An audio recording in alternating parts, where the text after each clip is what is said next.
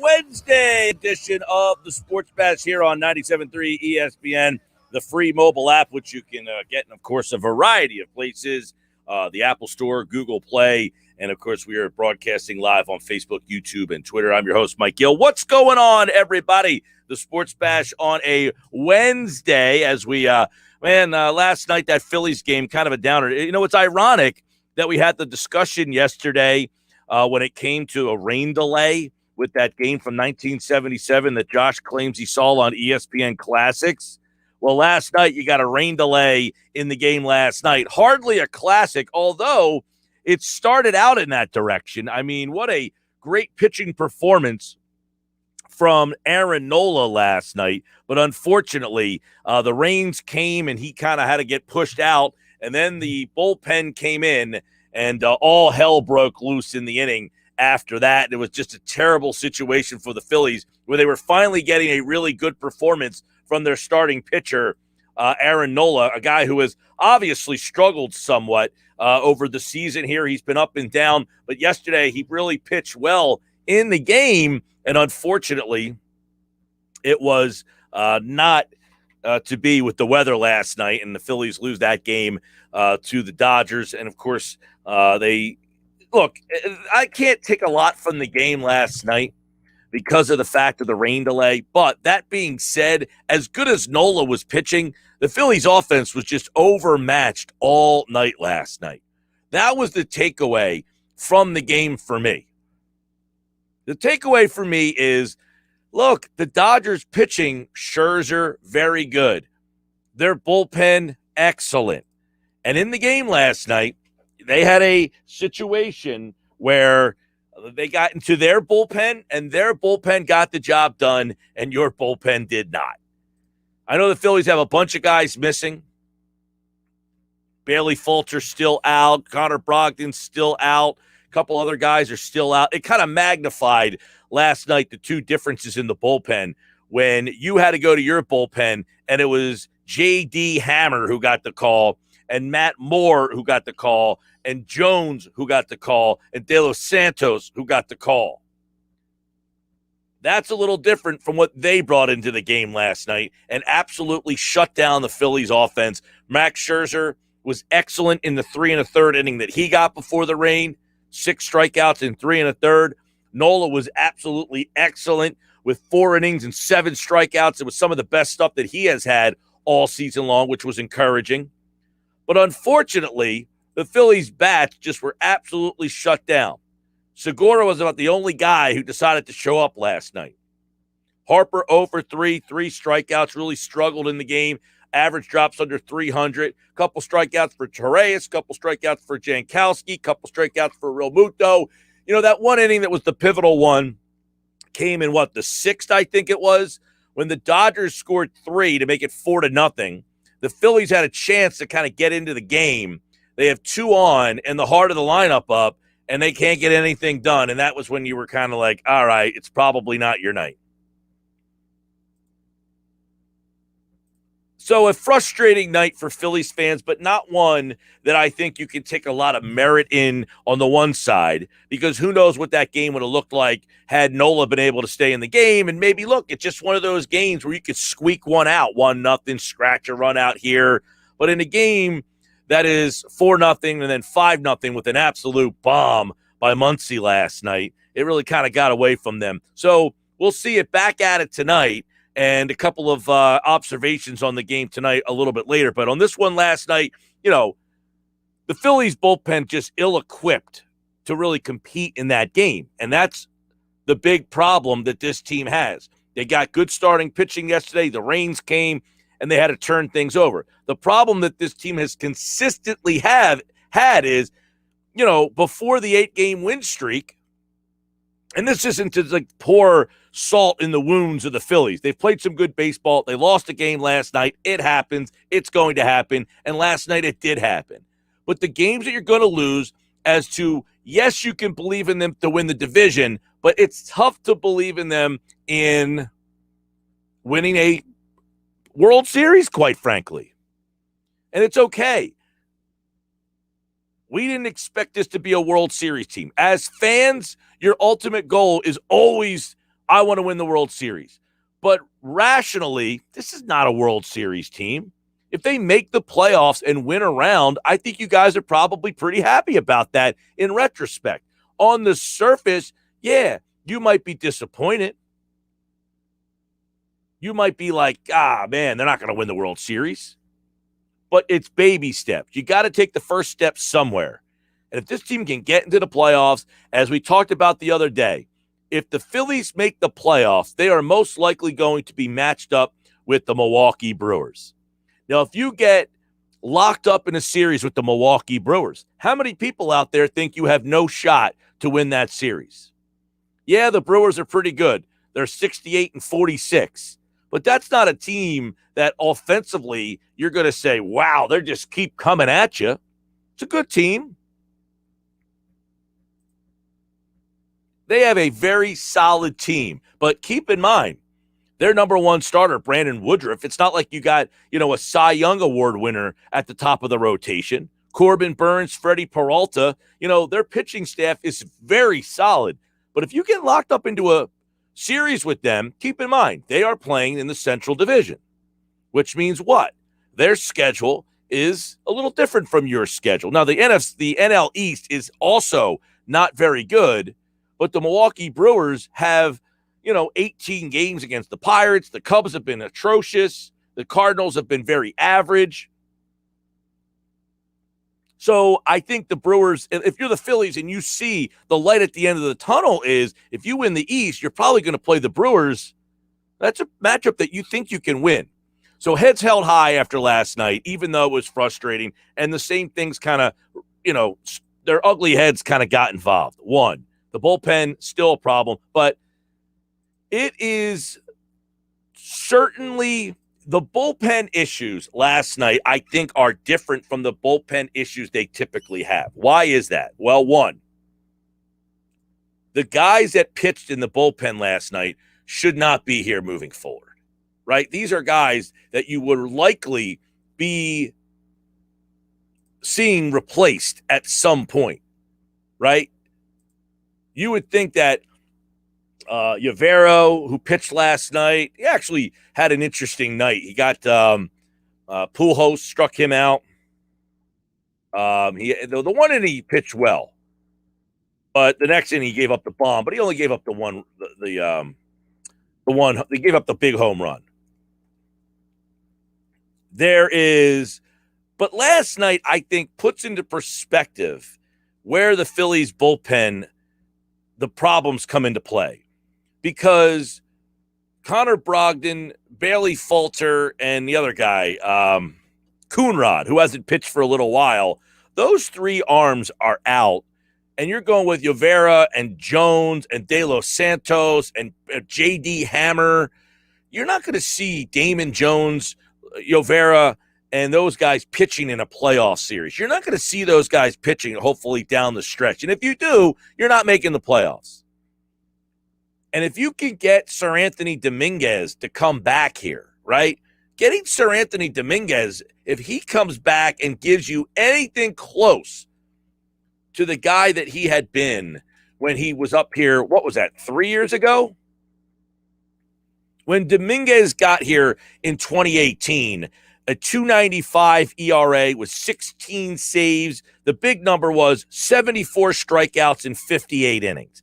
He has not pitched really. Now, in 2019, he threw in 27 games, but he was not himself. And since 2019, when he left, he has bounced around, and here he is remaking his arm and getting himself back.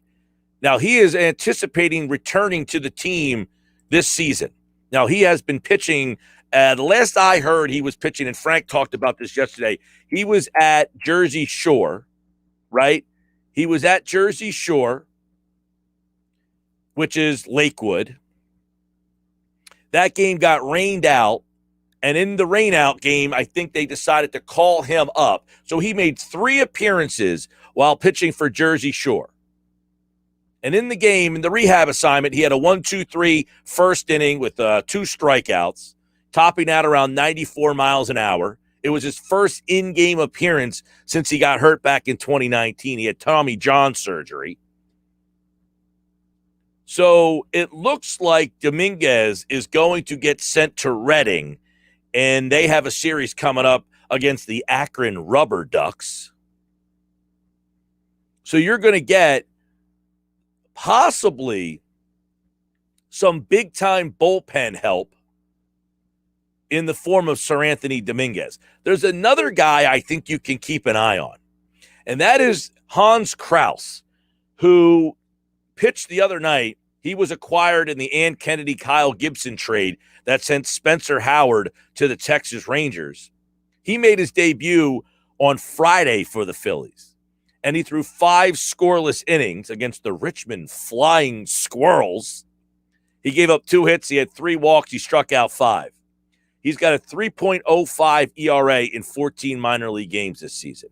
Now, I don't know that he helps you this season, but I think he's a guy that if you lose somebody in the rotation, you might finally have a younger arm that you can count on instead of going to Matt Moore, Chase Anderson, Vince Velasquez constantly every single time you need somebody. The whole Vince Velasquez thing. Hopefully now they have another option in the name Hans Kraus. But I think what I took from last night is, hey, your offense, you're not going to have it every single night. And their bullpen is lights out. Their bullpen's lights out. There is no doubt about it that the Dodgers are top to bottom a better baseball team than you are. They've got very good starting pitching. They've got a very good – did you see that bullpen last night? My gosh. Every guy – Knuble last night, he can't throw anything off speed, but God, he throws gas.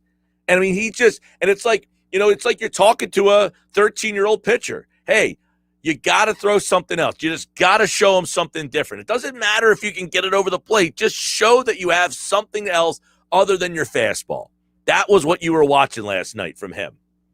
He couldn't throw that thing anything near the strike zone.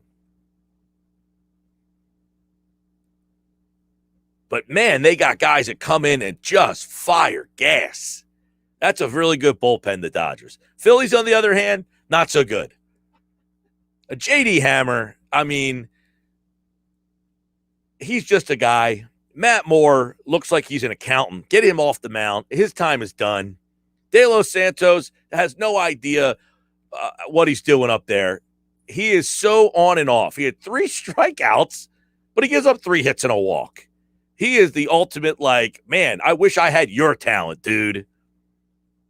Damon Jones has no business pitching on a big league mound. Yovera, same thing. He's got no business being out there. The Phillies last night went into a series shorthanded against the Dodgers, and it showed. That's the takeaway from the game last night. They went toe-to-toe with them for 4 innings while their starting pitcher was available. The rains came and the game fell apart. That's what baseball is, though. It is a 26-man roster. It is every single day. There's ups and there's downs. And on the night when you had Nola locked up into a series with Scherzer, they had more depth than you did. On nights when you don't need the depth and it's just a my 9 versus your 9 game, that's a different situation. But last night it got into, hey, 9 wasn't good enough. How is your 10th, 11th, 12th, 13th, 14th guy? Theirs is better than yours. 9 on 9, I got you. Go to the bench, go to the pen, different game. That was the story of the game last night. And that's the look. The Phillies, if they're going to make any noise down the stretch, make the playoffs, and even think about winning a playoff series, they have to win games 9 on 9. They do not want to get into my bench versus your bench. And I mean, their bench actually is going to be better when things get back to normal. Scott Lauber is going to join us at 5 o'clock tonight to talk a little bit more about, what happens with Freddie Galvis, what happens with Torreyes, what happens when McCutchen comes back, what's this bullpen, what is the ultimate bullpen that they would like? In other words, if they had their say to write it down, and said, look, this is the roles I want. This is where I want my guys in the bullpen. How would they set that up? I know how I would set it up. I don't know that they are listening to me, although they did listen to me the night that I told them not to hit Hoskins in the 2-hole. And then the next night they moved him to the 4-hole and he had 2 hits and 4 RBI. Thank you very much. I'm not sure that they listened to me, but I like to feel good about it. It was an idea that I threw their direction. I'm not sure that they're tuning into the Sports Bash, but a little birdie says to me from time to time they check in. 609-573-3776. That's the phone number, 609-573-3776. Download the free mobile app, and you can message the show right from your free mobile app. And, of course, the text board is always open, 609-403-0973. If you want to jump on board and let us know how you feel about the Phils, because I will tell you this, nothing made me change my way I feel about the Phillies after last night. I can't judge a team after the rain delay. It's like saying that I'm going to judge the Sixers in a game that Joel Embiid doesn't play. It's like basically saying, oh, well, because they lost the game to the Dodgers, I can't believe they can win this division. That's not the case. The Phillies can win this division. I can't believe I'm saying this because a month ago I wouldn't have believed myself. But I have new evidence. We talked about this the other day. New evidence has been given to me, and now I have to incorporate that into this court case. And I will do so after this series is over, and we will reevaluate how I feel. If they get just the doors blown off of them in this series, I don't even think that changes my opinion. And I'll tell you why. Because I already know the Dodgers are flat out just better than me, right?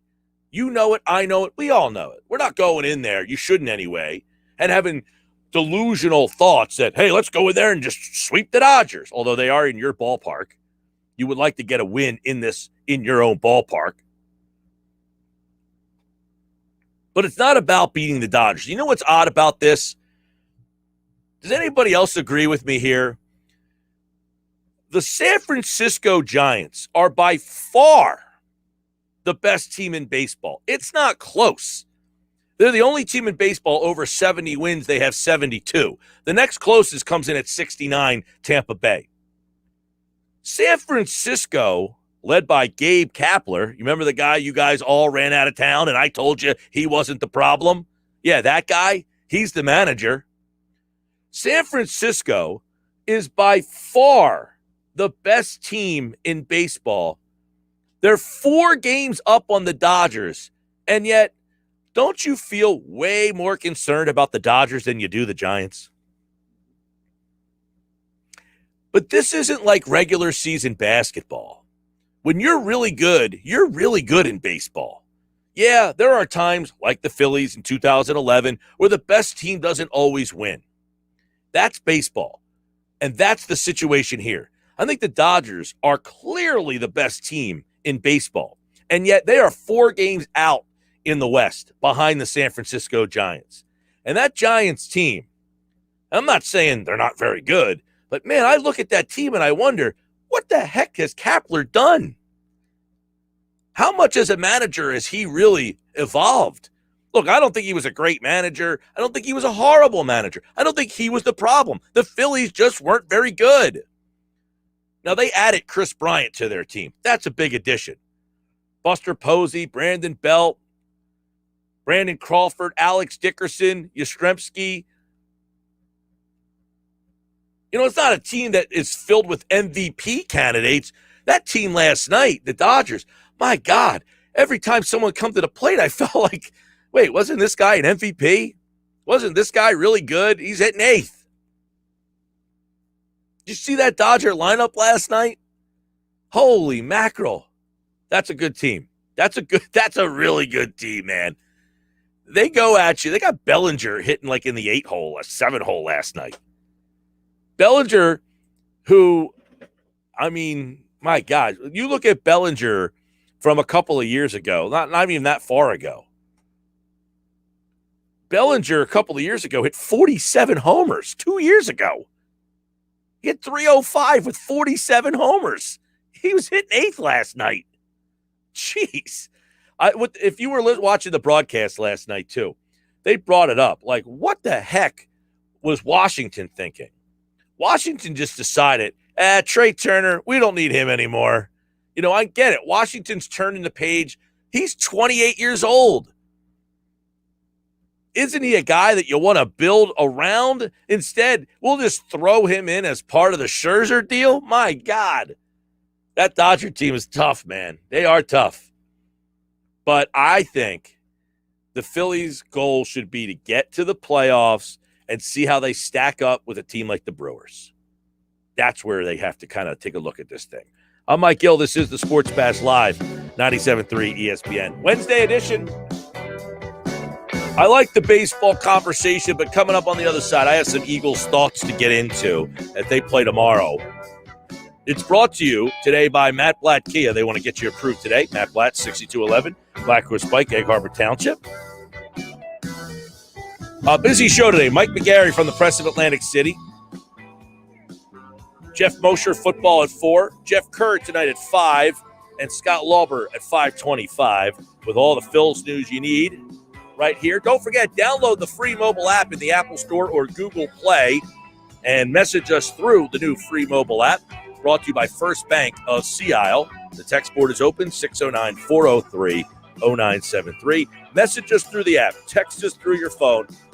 Video stream and the phone line, 609-573-3776. There is a ton of ways for you to get involved, and we hope you make that choice today here on the Sports Bash.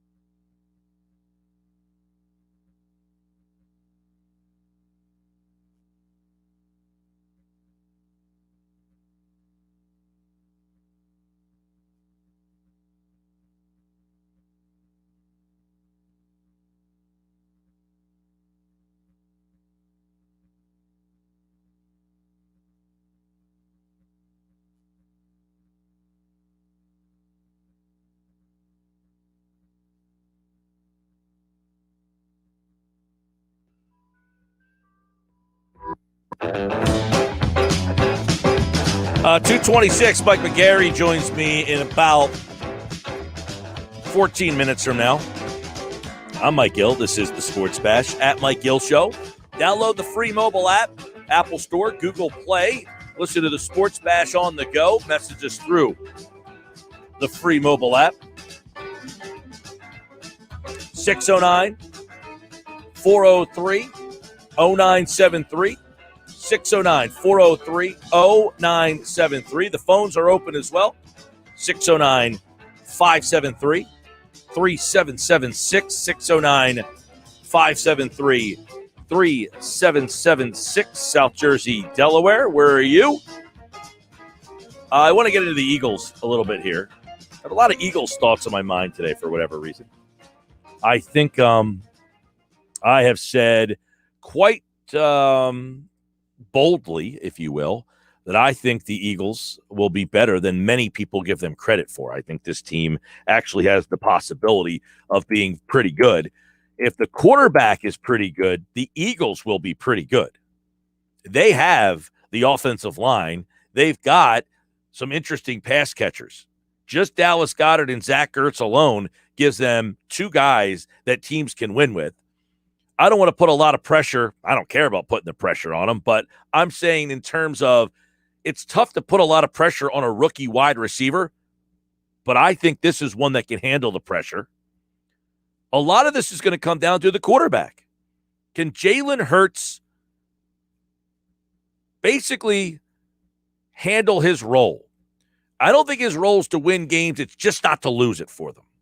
Do the Eagles have enough around him?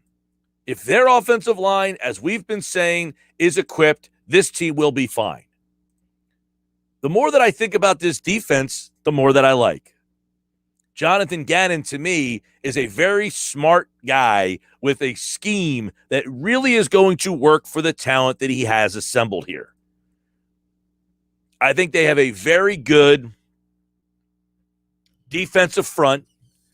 And I say this on the heels of the fact of they will open up the preseason tomorrow. We took a look at the depth chart yesterday, and it's going to be very interesting to see how they play these guys tomorrow night. But one, this is the things that I'm looking for. Now, I will not be here tomorrow, so I will dive a little deeper into this game and what I'm looking forward to tomorrow night. One, the offensive line playing together. Now, it's going to be tough because I don't think Brandon Brooks will play. I don't think Isaac Seumalo will play. I'm not sure what he's going to do with the starting unit. But I would imagine Lane Johnson, Jason Kelsey, and Jordan Mailata get a couple snaps because he doesn't want to get his quarterback killed. But I want to see what kind of domination up front you can get from the left tackle spot, Jordan Mailata, who everybody has been talking about as having a very good camp. I am not here to question whether he is having a very good camp. I know for sure he's having a pretty good camp. I've talked to just about every single beat guy that covers that team. And the first thing they all tell me is, man, you should see Mailata. I have compared Mailata many times to Joel Embiid. Joel Embiid was a guy who never dreamed of playing NBA basketball. He just happened to stumble into it, and he just happened to be really good at it. Something tells me when Jordan Mailata was walking around Australia as a 12-year-old, playing NFL football didn't pop into his mind. But somebody found him, and somebody said, I guarantee you, you're going to be good at this game. Much like they did to Joel Embiid. If you read the book, Tanking to the Top, written by Yaron Weitzman, it is really chronicled in there about how Joel Embiid got discovered. It wasn't a guy who said, I want to be an NBA player. He was a guy that just happened to be really big and really athletic. And someone said, hey, why don't you try this game? And then once he tried it, he tried to master it. He's turned out to be a pretty damn good player, that Joel Embiid, second on the MVP list. I think the Eagles have found a similar story in Jordan Mailata. They have found a guy in the 7th round, mind you. Now, one could criticize them for taking him in the 7th round by suggesting who else was even going to take this guy? Why didn't you just sign him as a free agent? Because somehow Howie Roseman was the only guy who had any information on this guy. I guess Jeff Stoutland said, hey, I'll go take a look at this guy. Yep, he can play. Go ahead and take him. 3 years later, the first guy everybody tells me about at Eagles training camp, it's Mailata. I want to see where Mailata is in his development. I want to see how this offensive line really changes the game. Not tomorrow night, just this season. If this offensive line is where I think it should be or can be, this team's going to be really interesting. Their defensive line is going to be really interesting. Josh Sweat, by all accounts, whenever I ask about the first guy, I get Mailata. And some people will say, well, I should say Sweat, but I'm just going to say Mailata. But Sweat is right there with him. If Mailata is dominating on one side of the ball, Josh Sweat is dominating on the other. I get it. It's training camp. Let's not get excited yet. But both of these players have shown us and suggested in the past that they deserve the conversation that they're getting. Mailata, who has only played 10 games in his NFL career, has been dominant at times in NFL live action. Josh Sweat, who has really not played a lot, due in part because of knee problems, he suggests in a tweet directed at one Jeff Mosher that the knee problems he has are exaggerated. Bill Barnwell over at ESPN.com, he stacks the NFL's worst to first candidates. And in that, what makes teams go from worst to first? They make a change at quarterback. Eagles, check. They make changes to their coaching staff. Check. They were unlucky the prior year. Check. Injuries. They had terrible turnover ratios. Check. Carson Wentz was a turnover machine. Their schedule got easier. Check. The Eagles have one of the easier schedules compared to what they had last year, which was one of the more difficult schedules in the league. The rest of the division wasn't very good or declined noticeably. Check. So far, you can make a check towards every single one. So where did Barnwell stack them on the list of teams to go from worst to first? Well, they weren't number one. They were number 3. And he says, quote, Philly fits just about every one of the criteria I posted above. As I wrote about a couple of weeks ago, Philadelphia's offense should be better and healthier than it was in 2020. The Eagles turned the ball over 29 times and posted a turnover margin of -10. They should be better in both categories in 2021. That remains to be seen. That goes back to the discussion of where we started. Jalen Hurts. Can Hurts be the guy and be, as Sal Palantonio told us on the show a couple of weeks ago, if the Eagles just got mediocre quarterback play, they would be better. The Eagles were 3-6-1 last year in one-score games. Yes, 3-6-1 in one-score games. That means 10 of their 16 games came down to one score. A play here and a play there. That's what you're looking for from this team. A play here and a play there. Are they a play here and a play there better? I think with that offensive line, they can be. I'm Mike Gill. This is the Sports Bash. Do you agree? Let me know. 609-403-0973. Download the free mobile app and message me through your app, which you can get in the Apple Store or Google Play. 609-573-3776 on the phones. 609-403-0973 on the text. If you're watching the show live on Facebook, YouTube, Twitter, you can watch the show and make a comment on the video stream. I'm Mike Gill. This is the Sports Bash on a Wednesday. It's a hot one out there, but when we come back, Phillies and Dodgers. Ben Simmons still here. What's the latest there? The Eagles tomorrow night. We'll go around the horn with Press of Atlantic City sports columnist Mike McGarry coming up next.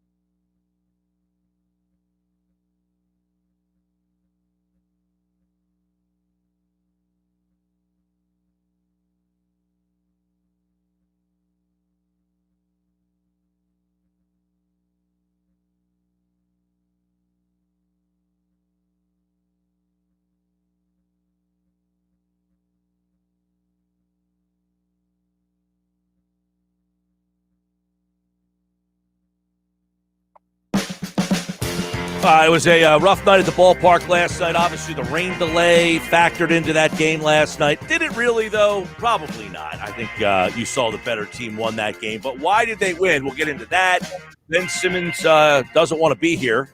We know that. We'll have a little fun with that with Mike. And then, of course, the Eagles start the season tomorrow night. I just told you the criteria that Bill Barnwell paints out to go from worst to first. So we'll see what Mike's thoughts are on how possible it is that the Eagles could be a player in the NFC East, and we'll see what's happening locally as well. Mike McGarry from the Press of Atlantic City is back as we meet 3 times per week. A lot of people are enjoying these conversations, Mike, mixing it up a little bit, but I think we can both agree that the Dodgers are pretty damn good, and you saw it last night, a deep lineup and the bullpen being the difference. So I don't think you can say, well, what would have happened had the rain not happened? You couldn't scratch a run out against them. No, the Dodgers definitely look like are the better team. And the thing that struck me about last night's game is a guy like Corey Seager, who has been out with a broken hand, had the big hit last night. It was his 6th or 7th home run of the season. If Corey Seager was on another team and he had missed 2-3 months, that team would be crippled, basically. The Dodgers barely blinked, right? So they showed their depth last night, both with that lineup. And once the game got in the bullpen, although Nola had pitched well to start, you didn't know if that was going to last. So the Dodgers definitely taking game 1 of the series. And this begins what I think is, I know everyone comes off the weekend, the sweep of the Mets, feeling good about the Phillies. But we saw last week how quickly the NL East race can change. And this is a big stretch for the Phillies right now. You got 2 more with the Dodgers, 3 with the good Cincinnati Reds, underrated Cincinnati Reds over the weekend, and then a trip out west. I know Arizona is terrible, but then you got the Padres. I know they haven't been playing great lately either out west, but when East teams go west, it's often crazy things can happen. So this is a big kind of week and a half, 2-week stretch for the Phillies here. Yeah, what do you make of the quirk in the schedule, Mike, that the Phillies don't play a home series against an NL East team the rest of the season? Yeah, it's unfortunate, right? But they did load up on those series early in the season. It's unfortunate now because now's when you want to have those home games. Now's when you want to go head-to-head with these teams and maybe avoid the Dodgers and the Padres. The Mets are kind of in the same boat, though, as the Phillies. The Mets have the 3 games with the Nationals, the one that starts at about 4:10 today, and the Mets are already losing that game 3-1. It was suspended by rain last night. So they got today, tonight with the Nationals, tomorrow with the Nationals, and then they start playing the Giants and Dodgers seemingly for the rest of the season. So the Phillies and Mets are kind of in that same scheduling boat, and watch out for the Braves. What are they? A game back last night and quietly humming along down there in Atlanta. Yeah, the Braves, I think, I was kind of bringing this up yesterday, Mike. The Mets played 13 of 16 against the Dodgers and the Giants. It's almost more of a 2-horse race here between the Phillies and the Mets. The Braves, if you look at it. Like, I don't know how the Mets hang into this thing at playing 13 games against that lineup and team that I saw last night. By the way, touch on that first, because I got another question for you after that. But the Mets are not in the same league as the Dodgers, nor are the Phillies, by the way. Right, absolutely, especially with the way the Mets pitching has dropped off of late. They pitched really well at the beginning of the season, but, obviously no DeGrom now. Suppose he's coming back in September. Who knows? Taijuan Walker, we saw on Sunday, 2 early home runs given up in the Phillies game. He struggled, and the Mets just haven't hit the baseball. Now, I suppose, the Mets could wake up. Michael Conforto, who is, I can't figure out what happened to him. He went from being an MVP type candidate to batting 190. He could wake up and put together a great 6 weeks. Need it. Pete Alonso could get hot. Javier Baez, Lindor could come back. But right now, if you look at the schedule, you would say the Mets are in big trouble. But it's baseball, and crazy things happened. The question I was following up with is the Dodgers are obviously a very good team, very deep team. They are 4 games behind the Giants.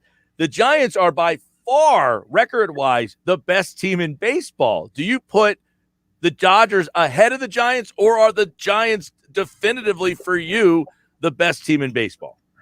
In a short series, I put the Dodgers ahead of the Giants. I think I look at the Giants, and all due credit to Gabe Kapler and the job he's doing out there. To me, he's the NL Manager of the Year, and probably nobody else is even close with the job he's done out there. I think when you look at the pitching and position players, the Dodgers still have that edge, especially in a short series. The Giants seem to be doing it with a lot of career years from guys. I think Buster Posey, before he got hurt, was having his best season in years. Brandon Crawford all of a sudden is having his best season in years. Darren Ruff has got some big hits for them. Wilmer Flores has got some big hits for them.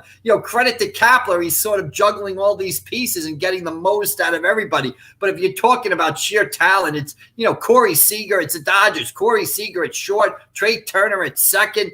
They don't even have Mookie Betts in the lineup. He's hurt. If they get him back, Walker Buehler on the mound. The one question about the Dodgers, though, is that bullpen. Performed well last night, but Jansen has had his issues so far this season. So the bullpen is a worry. But overall, I think you look at the National League, I think the Dodgers are the best team in the National League and the team I would pick to win it at this point. Yeah, it's funny. I'll ask you this then. If Gabe Kapler's managing the Phillies, are they in any different spot? They're probably in the same spot, because here's the thing I think, and a lot of people don't realize. I think Joe Girardi manages the team exactly the way Gabe Kapler managed the team. I think Joe Girardi is an analytics guy. Now, I know when he was hired, we kind of got sold. He's an analytics guy, plus he's a guts guy. But in New York, they used to call him Binder Joe, right? Because he had that binder in front of him, and he went to the binder for every decision. And his moves, 99.9% of the time, are analytic-based. The one difference I see with him and Kapler, and it's just from Kapler's first year, is Girardi is willing to let the starting pitchers go. He has a longer leash with them. We saw it with Wheeler on Sunday. We've seen it with Nola. When they're pitching well, shutouts in the 7th, 8th innings, even the 9th inning, he's not in a rush to get them most of the time. But, I think Girardi and Kapler are very similar in the way they manage the game, taking an analytical approach. Hey, if the Phillies get swept and just don't seem competitive, is there any room to panic, or hey, you lost to the Dodgers, which is to be expected? Yeah, I think you got to watch yourself over this stretch. I think, if you do get swept by the Dodgers, which I think they'll manage to get one of two here over the next 2 days, you got to be careful, because you don't want to, with the Reds and then go out west, you don't want to wake up a week from this Sunday and be 3.5, 4 games back as, we get closer to September here. So I think this is a pretty key stretch. These are big baseball games the Phillies are playing. Not quite must-wins yet, but close, basically. All right, Mike McGarry from the Press of Atlantic City. I want to flip over to some comments made by one Kendrick Perkins the other day. He says Ben Simmons is not answering the phone calls. He don't want to be with the 76ers. And from what I heard, he's willing not to report to training camp and will go as long as it takes for him to get out of Philly. Does that put Daryl Morey in a tough position? Well, we'll see what happens there. But obviously, you read the signs, right? First, you hear a report that Ben Simmons isn't talking to his teammates or returning Joel Embiid's phone calls, right? Then Kendrick Perkins says he's willing. He doesn't want to come to training camp. Then you look at the Sixers' own social media post, and I see Joel Embiid and Andre Drummond hugging each other, shaking hands in Camden. I don't see any pictures of Ben Simmons in Camden. I see him in his pool in Los Angeles. I see him in Wimbledon. I see him nowhere near the Camden facility. I see him with Rajon Rondo. I don't see him with any Sixers teammates. I don't see him with Furkan Korkmaz. I don't see him with Tyrese Maxey. I haven't seen Ben Simmons with anybody connected to the Sixers since Game 7 against Atlanta. So obviously, reading the tea leaves, you would say Ben Simmons doesn't want to be here. Now, does that put Daryl Morey in a bind? I don't know. I think when push comes to shove, Morey has to trade him. I don't think it affects the offer. A lot of teams are in this situation. Anthony Davis forced New Orleans' hands. James Harden forced Houston's hands. It can be an uncomfortable situation, but I don't think it's going to quite reach that level with Ben Simmons. And the return that the teams got for the superstars was pretty good too. So I don't think you're not going to be getting a bad offer for Simmons because he clearly wants out of Philadelphia. Yeah, I mean, this almost feels, Mike, like the James Harden thing from last year where he wanted to be traded and the team was like, no. a little different because the Sixers seem willing to trade him. It's what they want. It's almost like Zach Ertz, where we want to trade you, but we're not getting what we want in return. But the Harden thing, they couldn't find a deal. He started there, and it was just so bad that they had to get rid of him. Yeah, it's not good. It's not headed towards a good situation, right? But I agree. The Sixers should not be giving him away. If I'm the Sixers, I'm holding out for the superstar guard, the superstar offensive player that can create shots for himself and teammates in the fourth quarter. And if it comes to some sort of showdown in training camp where Ben Simmons doesn't report or Ben Simmons sits the first 2-3 weeks of the season, if I'm the Sixers, I'm not blinking. I'll let Ben Simmons sit out till I get the offer that I want. I think Simmons sitting out might hurt his, chances to go to a situation that he wants to go to. So I'm not blinking if I'm the Sixers here. I'm holding fast. I'm not panicking. If Ben Simmons doesn't come to training camp or Ben Simmons sits the first 2-3 weeks of the season, so be it. I'm not giving Ben Simmons away. Mike McGarry from the Press of Atlantic City, his must-win column Fridays in the Press. And, of course, he appears with us here on Mondays, Wednesdays, and Fridays on the Sports Bash. Eagles, NFC East, Giants, Cowboys, Washington football team. It all starts tomorrow night for Philadelphia. We already saw Dallas. I think we saw Washington over the weekend. I'm not paying that close attention to preseason football. I got some other things going on here, Mike. I'm out for like 10 days after. This is my last day, man. I like the first preseason game of the year. I don't pay much attention to it, but I like seeing the uniforms out there and know that football's close. I do too. Well, I mean, I'm going to the World Series. We're leaving tomorrow. Like, this has been a whirlwind of 10 days for me here. So I'm trying to focus on as much as I can. The Washington football team's preseason schedule is not something that's on my mind. Not one. But Philadelphia is somewhat, I don't know, handicapped this NFC East because Dak Prescott's back. Washington won the division. They went out and upgraded the quarterback position. I guess the Giants might have the best roster, but the worst quarterback. And then there's Philadelphia just hanging in the weeds. Yeah, a lot of questions. If I look at the rosters real quick, if Dak Prescott is healthy, I think the Cowboys, with their ability to score points, might be the best team in the division. You got Prescott, you got CeeDee Lamb, you got Elliott, you got other good wide receivers there. If Dak Prescott is healthy, now it's not only his leg, it's his shoulder now, right? So there's obviously questions there. We'll be able to follow them through Hard Knocks, I guess, which debuted last night. So we'll get a good look at the Cowboys. I mean, the Washington football team, division winner coming back. Add the quarterback in. He's had success in the past. He's led team to playoffs. He's either been really good or really bad sometimes. The Giants, I don't know. Daniel Jones is a big question mark. I do think that sooner or later, either the Giants or the Washington football team is going to take a step forward from this perspective. They've been bad for 5-6 years. They've drafted in the top 5 or 6 picks for 5-6 years. Sooner or later, those players are going to be good. They've gotten some good players who are going to take a step forward. Unfortunately for the Eagles, I don't see it.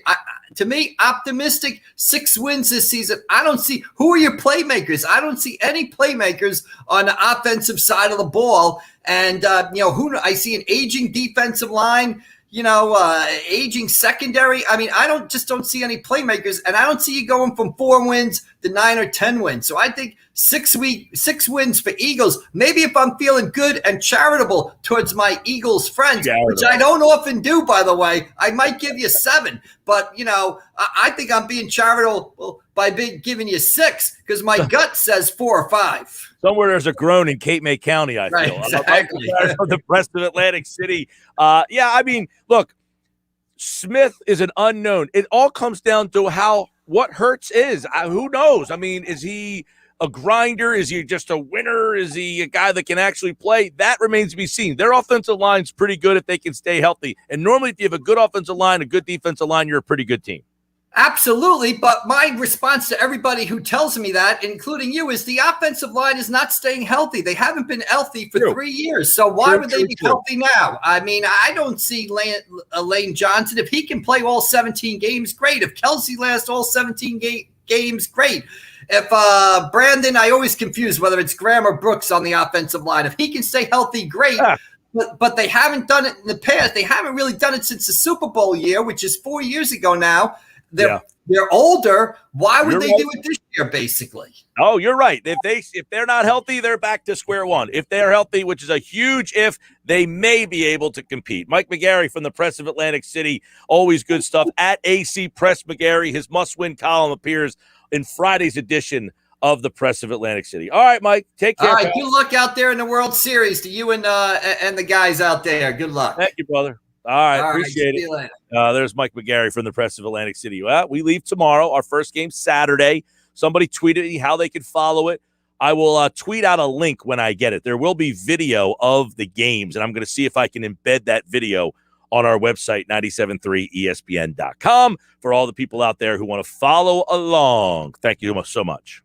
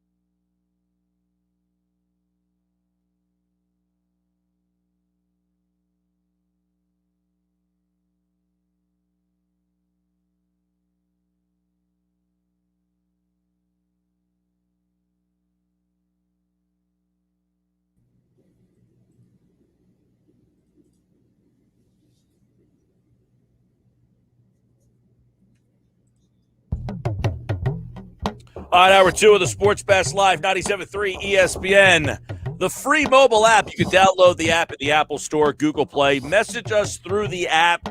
I will read off your messages this hour as well. Text board is open, 609-403-0973. A hot day down the Jersey Shore. It is a heat wave, Jeff Nadeau. Now, Jeff Nadeau's been all over the place the last couple days. He was doing the Pick Central the other day, weren't you? Was that Monday already? That was Monday, yes. Man, this week is I've lost track of the days this week because you're normally here on Tuesday, so I'm all out. That was a enjoyable episode, but I saw something in there that I had to question you on. Okay, what do you got? Now, is it true, according to the show, you are actually a Yankees fan? Well, no, look, as usual there, you don't get to explain certain things. So a little bit about me. Growing up, my uncle is a Yankee fan. He had season tickets to the Yankees. My grandfather, who died in 2009, he kind of grew me up on sports, taught me everything about sports. He always enjoyed the old Yankees. And the first ever game I went to for any sport was in, I think, 1996. My uncle, my dad took me to a Yankee game, and I always had Yankees that I enjoyed. I'm not a huge baseball guy. I've also had pictures of me going to Phillies games as well. I don't really identify as a fan of either team. Baseball's okay. I bet on it once in a while, but I wouldn't call myself a fan. No. All right. I felt that baseball was kind of like lower on your list of things that you really pay attention to. I used to enjoy it. Played it when I was a kid and that kind of stuff. But it's just there's so much going on, and when the business that I'm in, there's just stuff that I'm more into.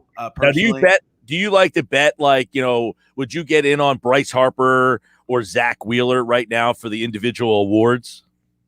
Yeah, I think, I actually have Bryce Harper at an MVP price. So I bet stuff before the season, but and I'm not gonna tell you I don't bet baseball. Like, I bet baseball last night. I bet baseball when I see spots that I like, I bet it. I bet something today. It ended up canceling out because of the pitching change. But I think for me, the last year or two with baseball has just been tough because we didn't have a full season last year.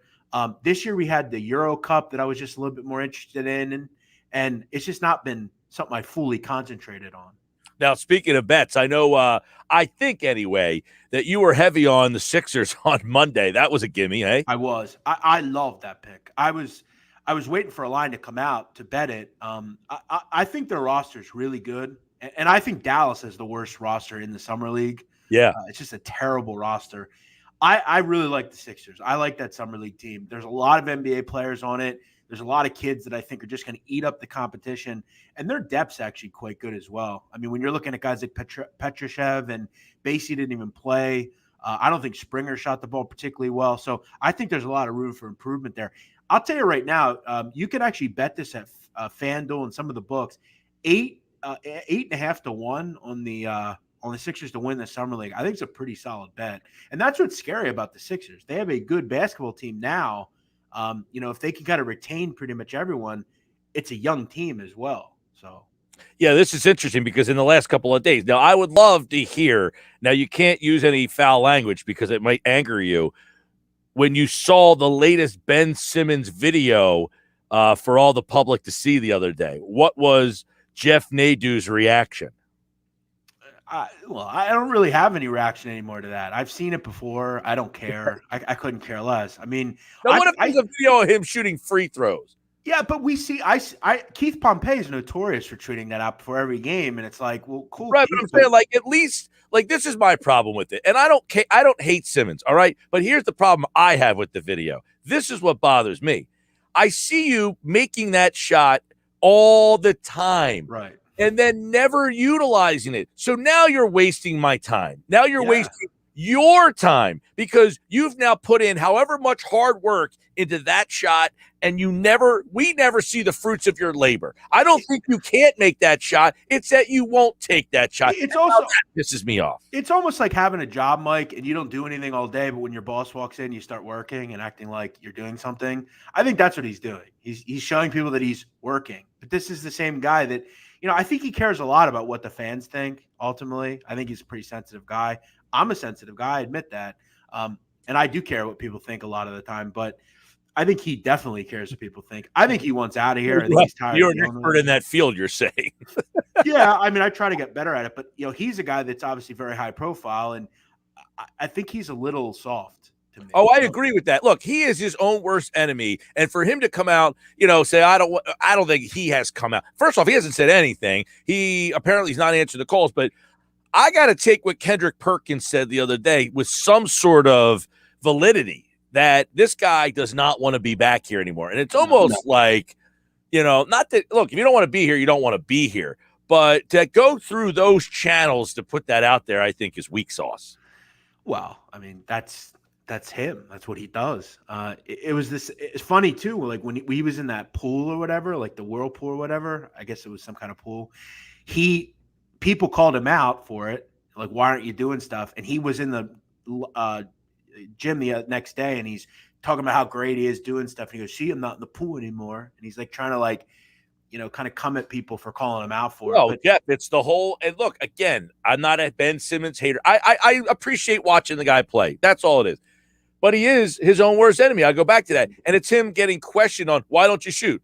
Well, I had 15 assists. I made the All-Star game 3 times. I'm first team all defense. Like, he wants to keep being reassured that I don't need to do these things, and I'm still recognized as one of the best. I'll continue to say this, and I said this before in your chat, really destroyed me for it, but it's true, and I'll keep saying it.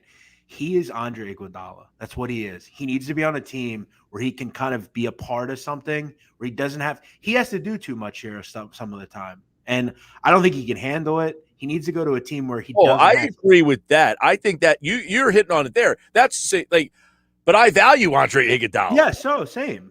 Right? So I don't want to say worried or concerned, but I feel like losing what he brings is going to be a very difficult task to replace. Is it easier to find a complementary player to someone else or replace all the things that Simmons does?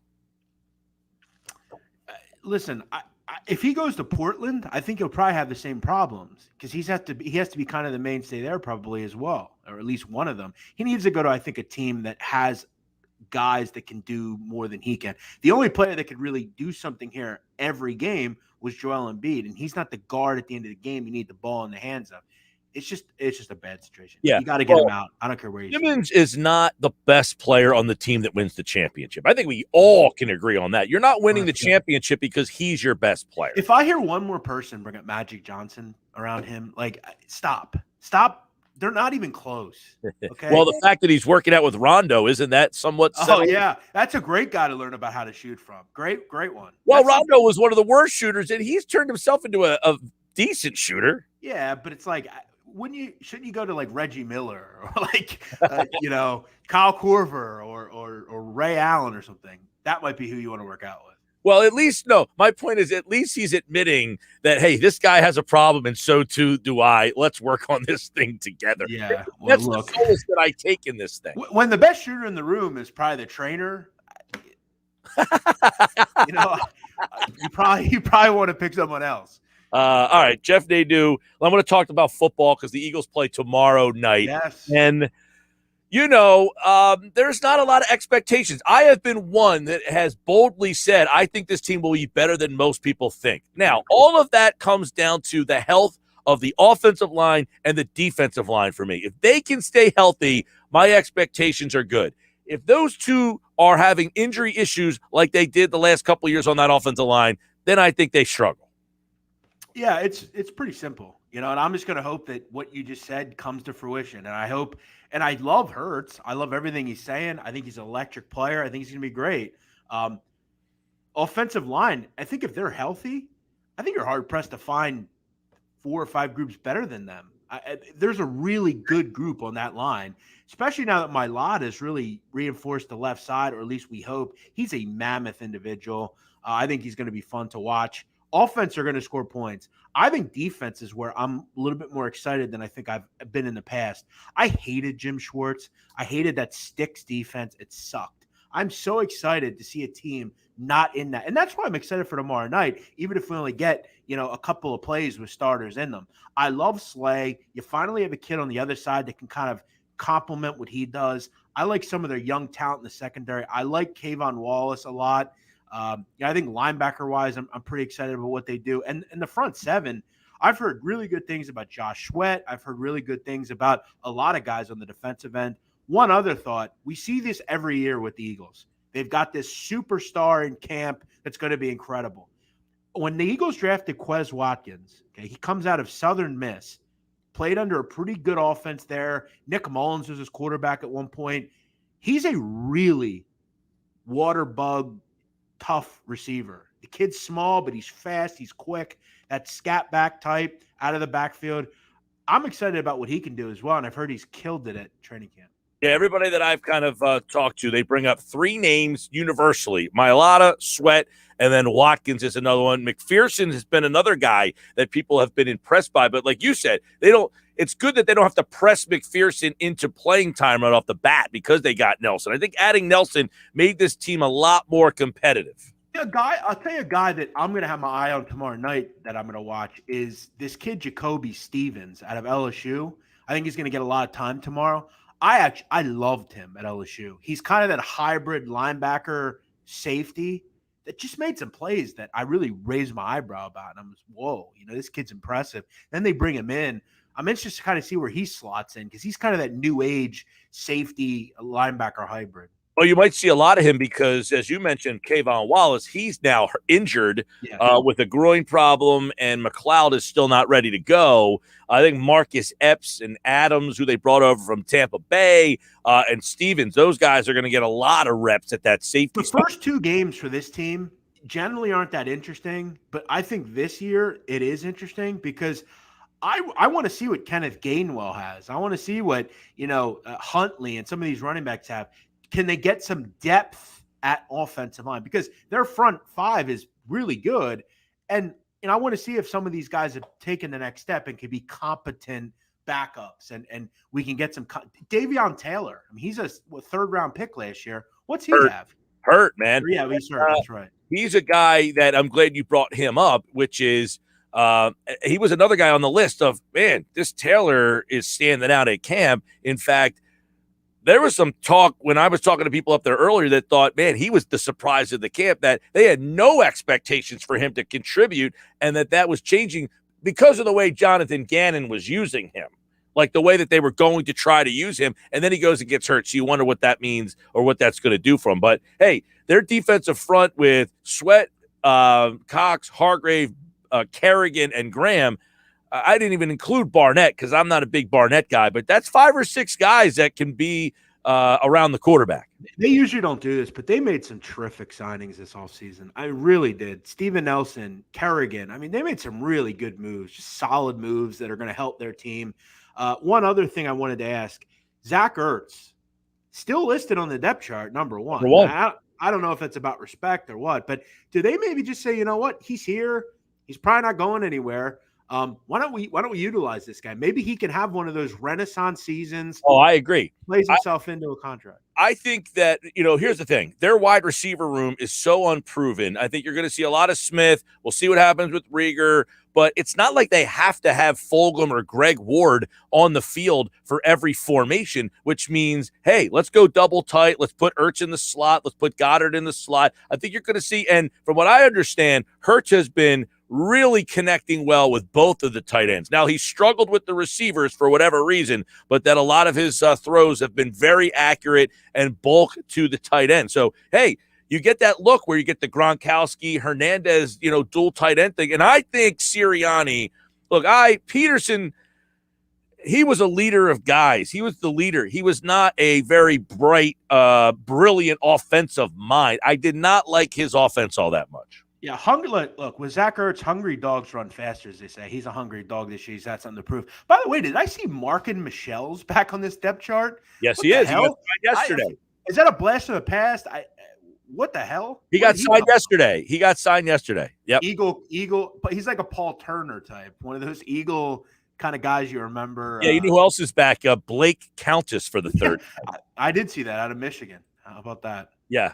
Well, what he's remembered for, wasn't he the guy that blocked the punt or kick or something, a field goal in a game when he was a rookie or something like that? I don't know. I mean, no, listen, they went weirdly enough, Mike, from having like the secondary, a lot of question marks to, I think, a pretty solid secondary, all things considered. Everyone's in their natural positions. Well, unless someone gets hurt, they cannot afford an injury. Wow. At any position. Yeah. I mean, they don't have like the year they won the Super Bowl, people forget they did have a lot of injuries on that team, and people kind of just stepped in. The next year, they had a lot of injuries again, and I think the injuries just started mounting. And when you win a Super Bowl and when you win the division, you start to get the screws tightened a little, and then not drafting very well, which I think will be interesting to see, Jeff, because I know that the Howie haters think that he's not a good drafter, but I think Howie would say Peterson didn't do a good job with the guys we gave him. I don't think he's a very good developer. I guess ultimately, like, if I'm taking a second-round pick this year, Landon Dickerson, they did this with Sidney Jones, and I didn't like it then. I don't like it now. I don't understand the thought process between drafting a guy injured. I just don't. Why not just take a guy that's not injured? Now, again, this team has injury issues. It's always the problem. That's why I don't get too excited. But I'm excited for a new regime. I don't got to watch that stupid Sticks defense. I don't go watch that lame Doug Peterson offense. I'm excited for something new. I was not a Peterson hater, but at the same time, I feel like it was evident that he was good with a veteran crew and was a leader of men more so than developer of talent. Can I also, before you go, for me. Before you go, I want to say something. I'm going to call out the city of Philadelphia for a second. Can I do that? Sure. Well, sure. They're not going to be mad at me. They'll be mad at you. Lame move last couple of weeks. What do you have 10,000 people on a given night down and watch the Phillies? This weekend, all of a sudden, you got 40,000. Fair weather front running fans. That is weak.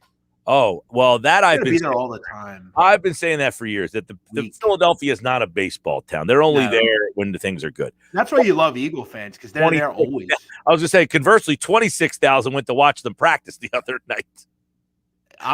Listen, on the same day that 39,000 went to see the Phillies play. Yeah, it's a football town. We know that. All right, Jeff Nadeau, tell us about the sit down. Oh, yeah. Sit down's out today. Go check it out. Killing it. I mean, we're over 200,000 views. We're not even at 20 episodes yet. Carlo Gambino this week, probably the most iconic mob boss ever. By the way, your appearance on the Pick Central, that's the first time I've ever seen the show, by the way. Okay. Well, you know that I'm not a regular viewer, but you put it out and I said, I'll take a listen because I figured you guys were giving me some picks. You didn't give me much picks. They went through your life story. Well, we did at the end. We talked for about 30 minutes about football, which it's hard right now to give daily picks just because, I'm not a huge baseball guy. Before we run, right, the college football season starts here. Are you already on some futures? Yes. And I'm sure down maybe next week we talk about that. I don't want to hold you up too long. But yeah, I'm not a win total guy. And if you want, I'll explain why. But I just don't think there's a ton of value in it. For me, you know why I'm out on the win total, by the way? Yeah. So a quick win total bet story. When gambling became legal in Atlantic City, I went like the first day that the book was open. And of course, it's like, hey, I want to make that ceremonial first bet, right? So I bet West Virginia over like 7 wins. And I know they're going to hit that. They're, boom. Well, they hit the bet. But the problem was the ticket faded out so much because of how long it sat from when I bought it in August to the time they hit it in December. I couldn't cash the bet in because the barcode was gone. Yeah, that's actually happened to me. That's actually a good futures call. Bet gone awry. I just hate the fact that you're sitting there for 6 months on a -110. Look, if you're laying prices on win totals, I think you got to relook at what you're doing and how you're doing it. Listen, if a team is good enough to win 8 or 9 games, let's say in Conference USA or whatever conference, they can likely maybe win the conference. Why not just bet that instead? Why are you going to lay 140 on a coin flip win total and sit for 6 months when you can do the same thing and get plus 500 or plus 520 or something like that? You know what got my juices flowing the other day? Now I was watching Pick Central, and you started actually getting down into the football nitty gritty, and you pulled out Bailey Zepp. Oh, my guy! You remember him? Houston Baptist. No, I did not know that he transferred. He did. Brought everybody with him as well. To where? He transferred to West Kentucky. Oh, him and Charles Bassey couldn't. They could have. Roommate. But I'll tell you what, he brought all top three receivers, the offensive coordinator. It's going to be fun, Hilltopper country this year. That's the futures right there. Get it on Western. He follows me on Twitter, too. He loves me. Really? He tweets me. Yeah. You're probably the only guy that's ever mentioned his name. I don't know if they. I don't think the Houston Baptist student radio station talks about him. I don't think they can get. They can't do NIL gambling stuff. I would consider paying Bailey Zappi to retweet me. I'll be his first NIL guy. What? How many followers does he have? I don't know. I just think it's cool that he does it. Is he an NFL player? He's a system guy. I don't know. He kind of reminds me of Luke Falk a little bit. You know, Washington State, that air raid offense. I don't know. We'll see. I think he's gonna have a big year this year, though. All right. Well, that made me feel like college football was right there when you pulled out Bailey. 17 days away, Mike. Yep, August 28th, Nebraska, Illinois, right here on 97.3. Hawaii and UCLA the same day. Aloha. Chip Kelly. All right, man. Aloha. Aloha to you. Take it easy. All right, Jeff Nadeau. Check out the Sit Down wherever you get your podcast. That's another edition. Jeff couldn't do yesterday. He was Pick Central this week for Barstool, one of their big pick shows during the day. He could join them, and that's why he wasn't here yesterday. I'm Mike Gill. This is the Sports Match Live on 97.3 ESPN. Tomorrow night, we got Eagles and Steelers. Friday night, we got Cowboys and Cardinals. Saturday, we got pennant race baseball, Dodgers and Mets. Sunday night baseball, Dodgers and Mets. It's all right here on 97.3 ESPN. South Jersey's sports leader, your home for Eagles football. Don't forget, download the free mobile app. Apple Store, Google Play. See, I'm not a Mac guy. I'm not an Apple guy. I always get messed up there. But I think you can get it in the Apple Store, Google Play, or 973ESPN.com/apps. What else we got going on today? Well, we'll get back into football. I got Ben Simmons' thoughts. Also, what else is out there? MVP, Cy Young, 50 games to go. How realistic for Bryce Harper and Zach Wheeler? More on that coming up.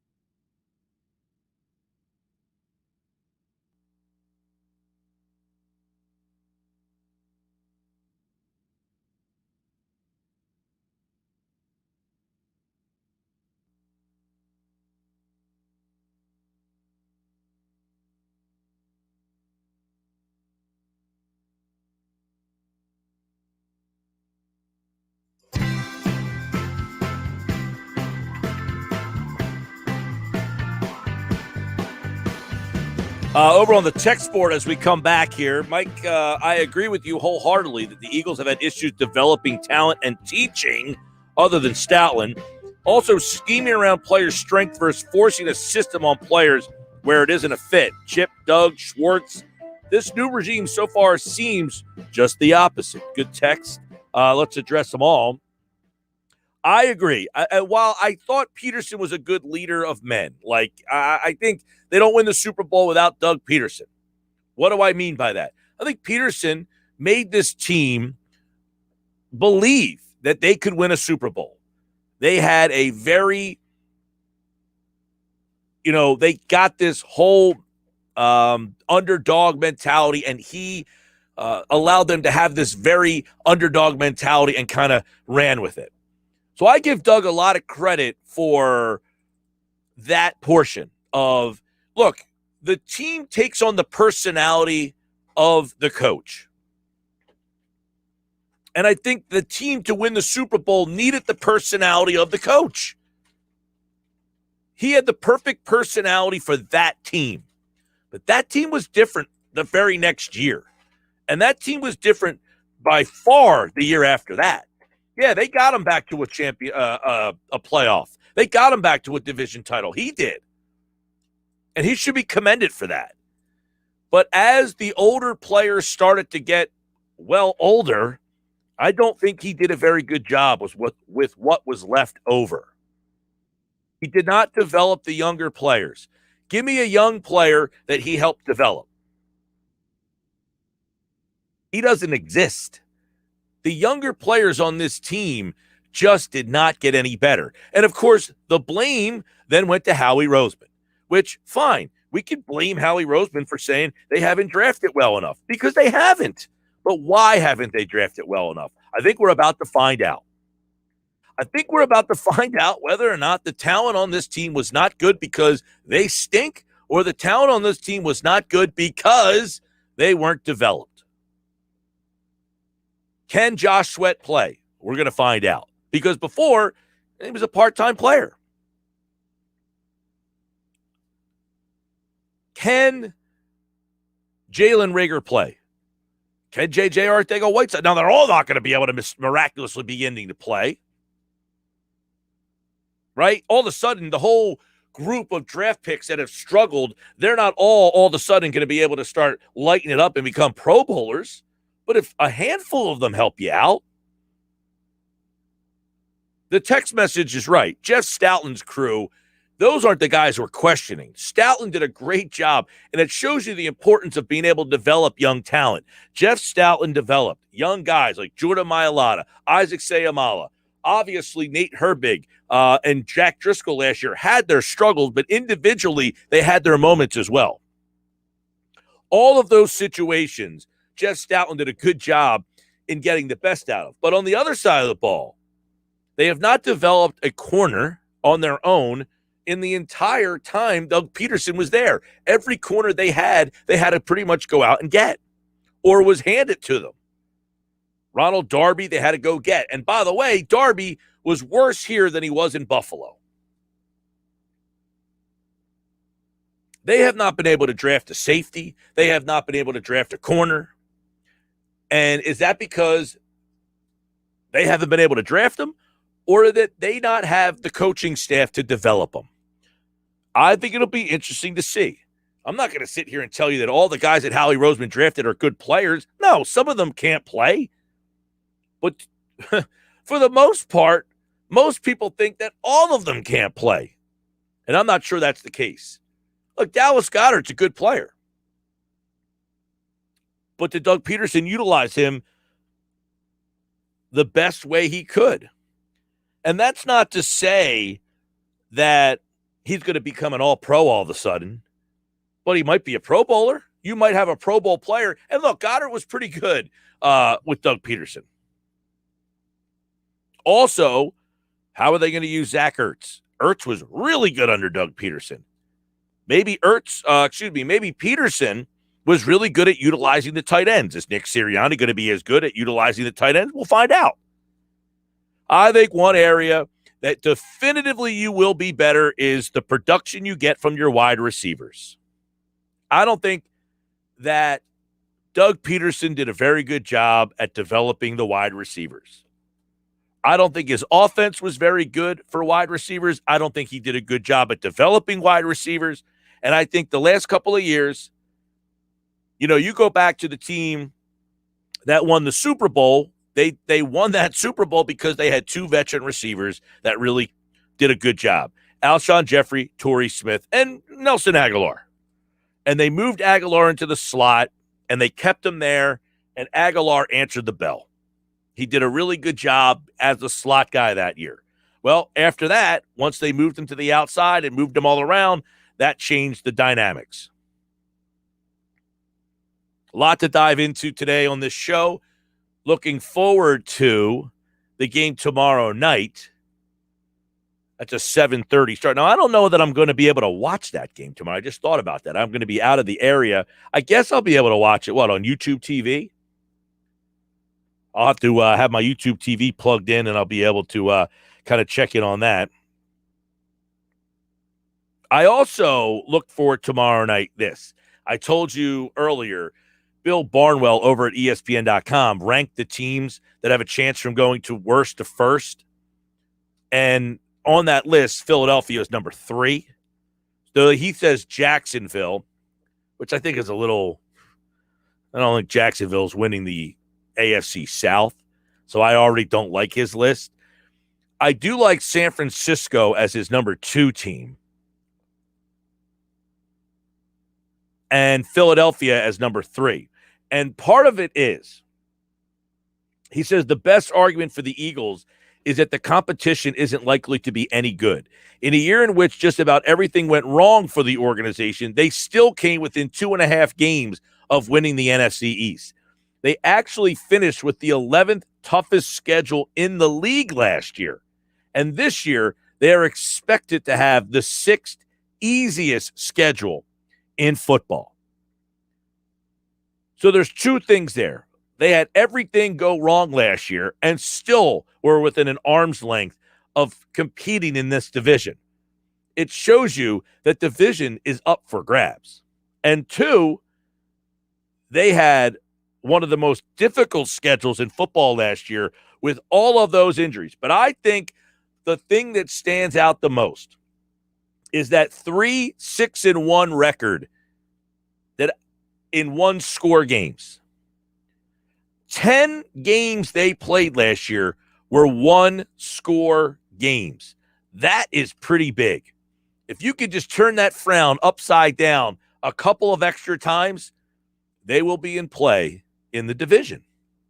609-403-0973. Mike, do you watch the Eagles game on YouTube TV? Yes, I do. Almost all the time I watch the Eagles on YouTube TV. A lot of times, especially early in the season, in September, October, early November, and even in December sometimes, I will watch the Eagles game outside on my porch. And I only have YouTube TV outside on my porch. So, and I do have a heater out there. So I will put the heater on, put the YouTube TV on, watch the Eagles game outside, and then I'll even stay outside to watch the Sunday night football game. I'll go all the way as late as I can. A lot of times I'll watch the first half of the Sunday night game outside, and then I'll go into my bedroom and watch the game. Now, when I go inside, I have cable in my bedroom. I have YouTube TV on my porch. I have YouTube TV in the living room. So every TV in the house has YouTube TV except for my bedroom TV, which has cable. So to answer your question, Mojo Maldonado, yes, I do watch the games on YouTube TV. Matt Keller, what's up, Mike? Well, just enjoying my day, man. Just enjoying the day. Another day on the show here on the Sports Bash Live, 97.3 ESPN. Always appreciate you guys hanging out. And if you want to hang out, there's a lot of ways you can do it. Download the free mobile app in the Apple Store, Google Play. You can message the show through your app. Let us know your thoughts on the Eagles. I want to know how many people out there think the Eagles have a legitimate chance to compete in the NFC East. Right? How many people out there think that they have a legitimate chance in the NFC East? Per FPI, the Football Power Index, this is ESPN.com, not me. This is their index, not mine. The Eagles are expected to have the 6th easiest schedule in football. All right? Does that change your opinion on anything about this team's outlook this season? Got a couple text messages coming in. 609-403-0973. Hit me up on the text board. Download the mobile app. Message me through the app. Watch the show live. Facebook, YouTube, Twitter.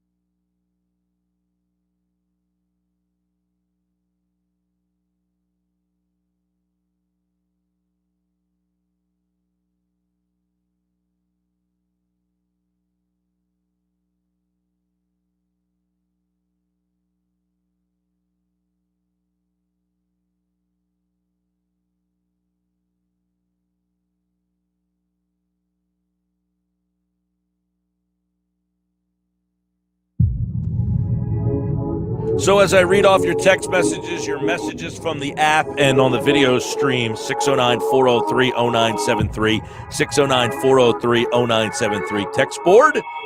Download the free mobile app, Apple Store, Google Play.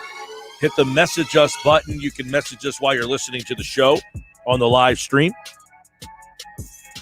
I am Mike Gill. This is the Sports Bash. Colin LBI checks in, says, Mike, you got to keep the blame on Howie Roseman. There's rumors Rieger doesn't look good in camp. JJ was a bad pick. Diller was a bad pick. Virtually all defensive secondary picks have been bad. Now it's Peterson's fault. Well, I just said, Cole, if you were paying attention, all those guys have all played for Peterson. We haven't seen them play for Sirianni yet. Now, if Rieger doesn't look good in camp, I haven't heard that he hasn't looked good in camp. I heard that he was kind of struggled early. His friend had died, and I guess that kind of, was one of the reasons why he came in a little, not – look, I'm not saying Rieger's going to be an all-pro. So, J.J. Arcega-Whiteside, he has not looked good. Dillard, I don't know what to think about Dillard. Can he not play? That I don't know. Right? That I don't know.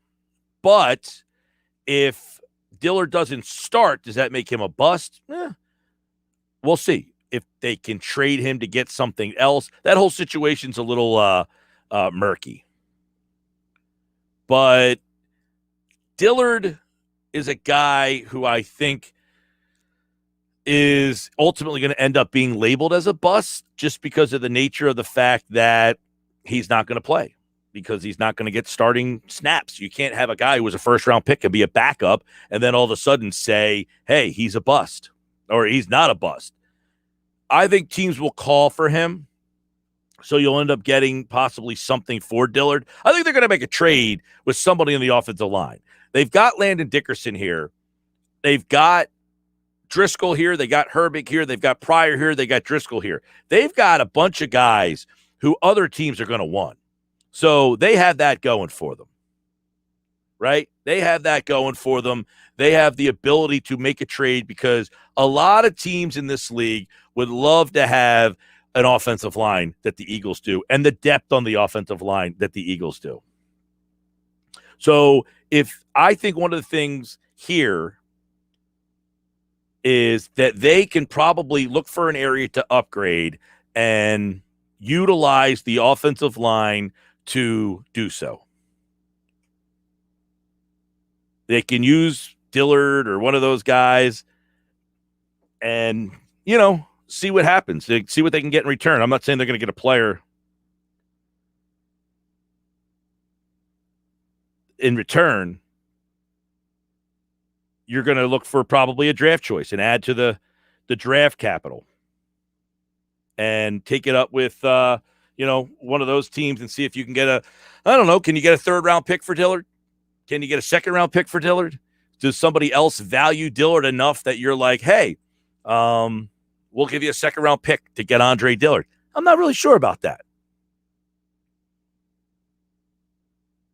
I also think that if you look at their depth on the offensive line, if they keep this, if they go through the injury problems that they had last year, they shouldn't have the same problems that they did.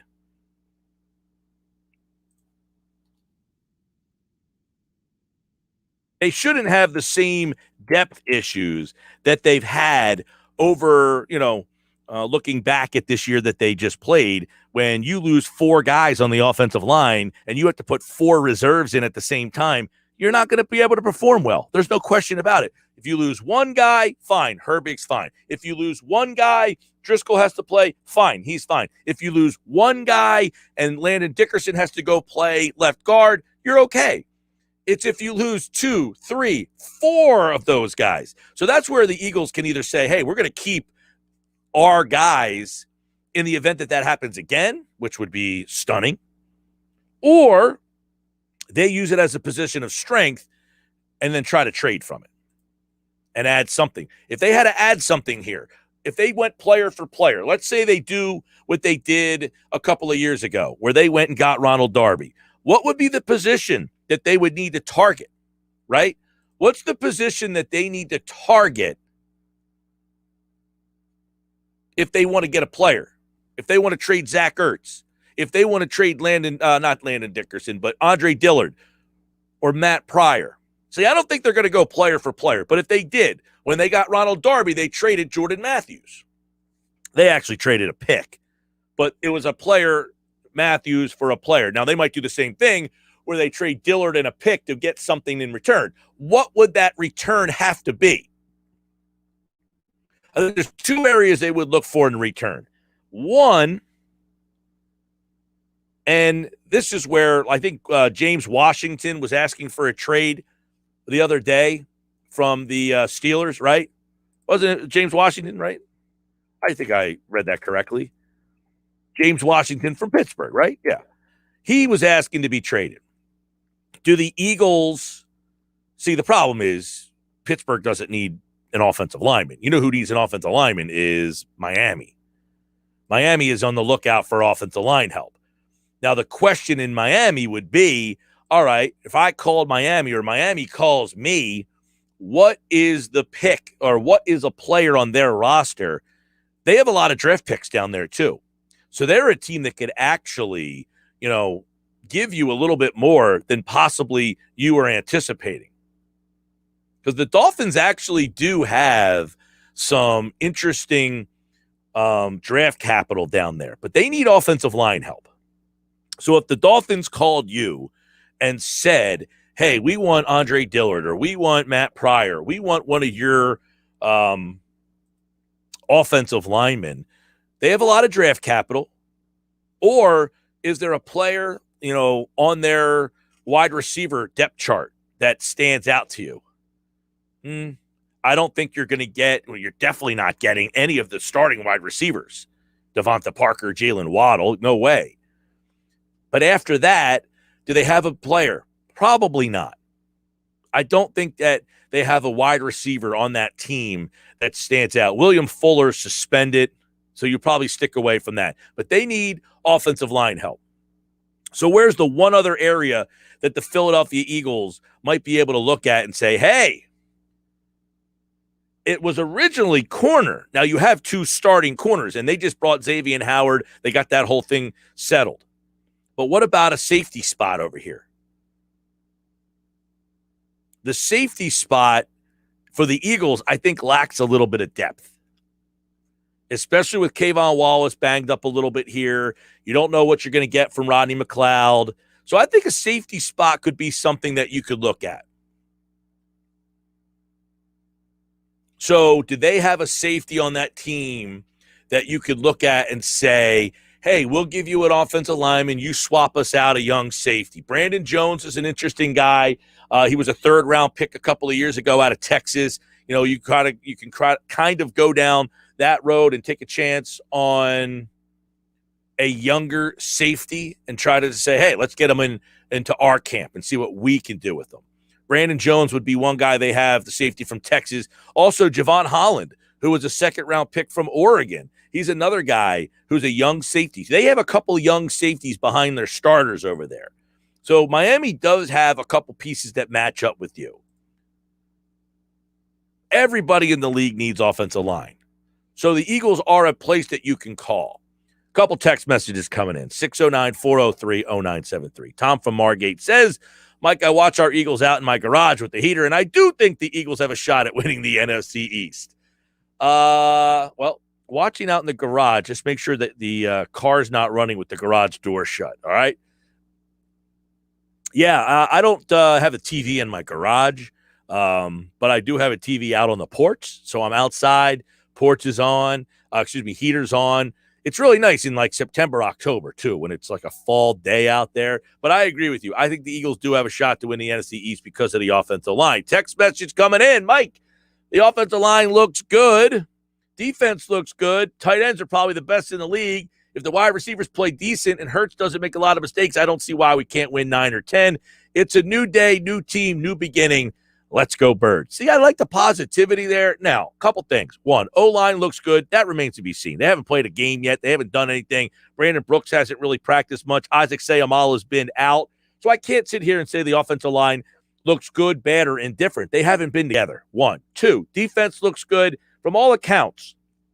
Defensive line looks really good. Secondary has been okay because of the depth there all of a sudden. I say depth is not the right word. The fact that you got that corner spot kind of straightened out, you don't have a competition going. Now you have teaching. You don't have a battle. You have teaching going on. That's always better. Tight ends are probably best in the league. It's a good duo. I don't think you're going to find a better duo than those two. I think it comes down to what you said. Wide receivers, and if Hurts is just good, not great. He doesn't have to be great, just good. Mike, didn't Miami have a corner that wants out? Yeah, but they figured they fixed that. Xavier Howard, he wanted out, and I guess they worked out a new contract, so that kind of went away. But, yes, they did have a corner that wanted out. Jacksonville has a corner that wants out. Or does he want out, or they want to get rid of him? They want to get rid of Henderson, right? So that's something. I think Jacksonville's interesting, though. They're a rebuilding team. They're not going to want, like Zach Ertz, for instance. But maybe they're interested in Andre Dillard. I have no idea. All right, Sports Bash Live. More text messages coming in. I'll try to get them. 609-403-0973. Mike, Pittsburgh can actually use a left tackle. They have a 23-year-old that was a third-round pick and doesn't have much hype. Oh, they lost Villanueva. That's right. Pittsburgh lost Villanueva to Pittsburgh. Baltimore. Pittsburgh lost. Yes, they lost him to themselves. Pittsburgh lost Villanueva to Baltimore, but didn't they replace him with somebody? They just let him walk for no reason.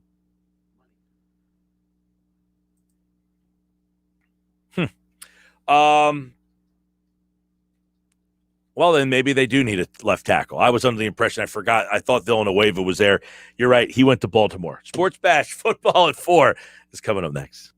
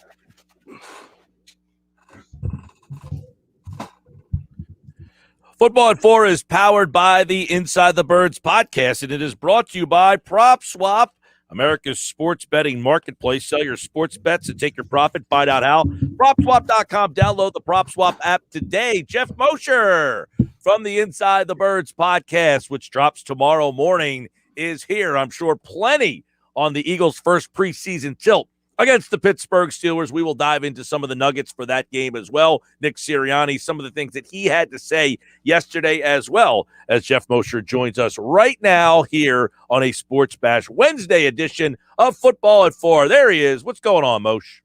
Mike, how are you this day? I'm doing well, man, and it's nice that tomorrow night football is back essentially in the city of Philadelphia. We got a little taste at the stadium Sunday night, but here they are tomorrow night, and we now know that we will see Jalen Hurts. We had talked Monday if we thought we would see him. We are going to see him. He will run with the ones. Flacco will go with the twos, and Mullins will go after that. No surprise there, but I guess the question will be, what do we expect to see from Hurts? A very vanilla scale down, or they want to see what he can actually do? It's a great question, and really the uncertainty with which Nick Sirianni spoke the other day.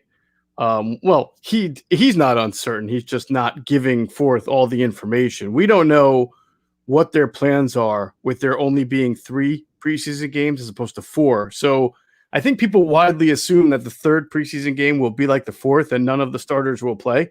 And maybe that's true. And if that's the case, then you only have these 2 preseason games this week and next week for Jalen Hurts to run with the ones. And if that's the case, then you would have to think that he's going to get more than just one drive. Remember, it used to be the traditional first team offense, first game, first preseason game gets the first drive and then they're out. But it may be a case where if Jalen Hurts is only going to play in 2 preseason games, that he plays a little bit longer than one drive in the first preseason game. I don't know. He was not, coming forth with specific number of plays that anybody's going to play. And so I think it's a good thing that we'll see Jalen Hurts. I just wonder how much Jalen Hurts will see. Well, with Hurts being out there, you would anticipate that you're going to get the starting guys in terms of Mailata and Kelsey and Lane Johnson. We don't know, obviously, the 2 injured guys at guard, but you would anticipate Mailata, Johnson, and Kelsey are out there as well then? Mailata, Johnson, and Kelsey. Well, yeah, Mailata, especially with Dillard now on the shelf. And, yeah, I would think Johnson, Kelsey will definitely be out there. We'll see about the 2 guards and what they do. So I would think, Mike, just kind of educated guess here, maybe you'll see a quarter from the first team offense, or at least from Jalen Hurts. Obviously, some of those other guys will mix and match from a receiver and tight end standpoint. And then a quarter maybe from Flacco and then Mullins for the second half. Yeah, and I know down the line this will be interesting because you only have the 3 quarterbacks on your roster. Can you not play Hurts in a game and then ask Joe Flacco to play, or are you going to ask Nick Mullins maybe to play 3 quarters of a game? I guess that's something that we'll end up finding out down the road. That's why I think you might see Hurts for a little bit more than normal for a quarterback, right? You would think. I mean, they're not just for only having 3 quarterbacks, but also because they need to see Jalen Hurts. Jalen Hurts needs it. Quentin Michael and Jason Avant were talking about this on their Q&A show on Inside the Birds, where it's a situation where the more he can see from opponents and opposing defenses, the better for his progression and development. Of course, there's always the risk of injury. But again, we're not talking about a guy who's on a 7-year, $200 million contract who's proven that he's that guy yet. So he's got to get out there and get as much reps as possible. Obviously, the wide receivers are going to be interesting because you're not going to see Devonta Smith. So is that an area that you're really going to be keeping an eye on and that the Eagles are going to need to keep an eye on in live games? Is how do this vagabond group of guys really perform?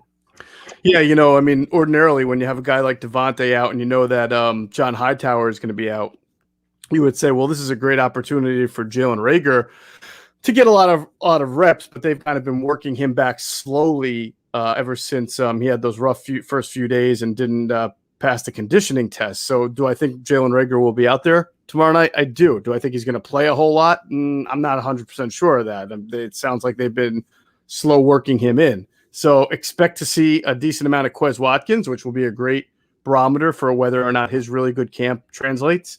Expect to see Greg Ward.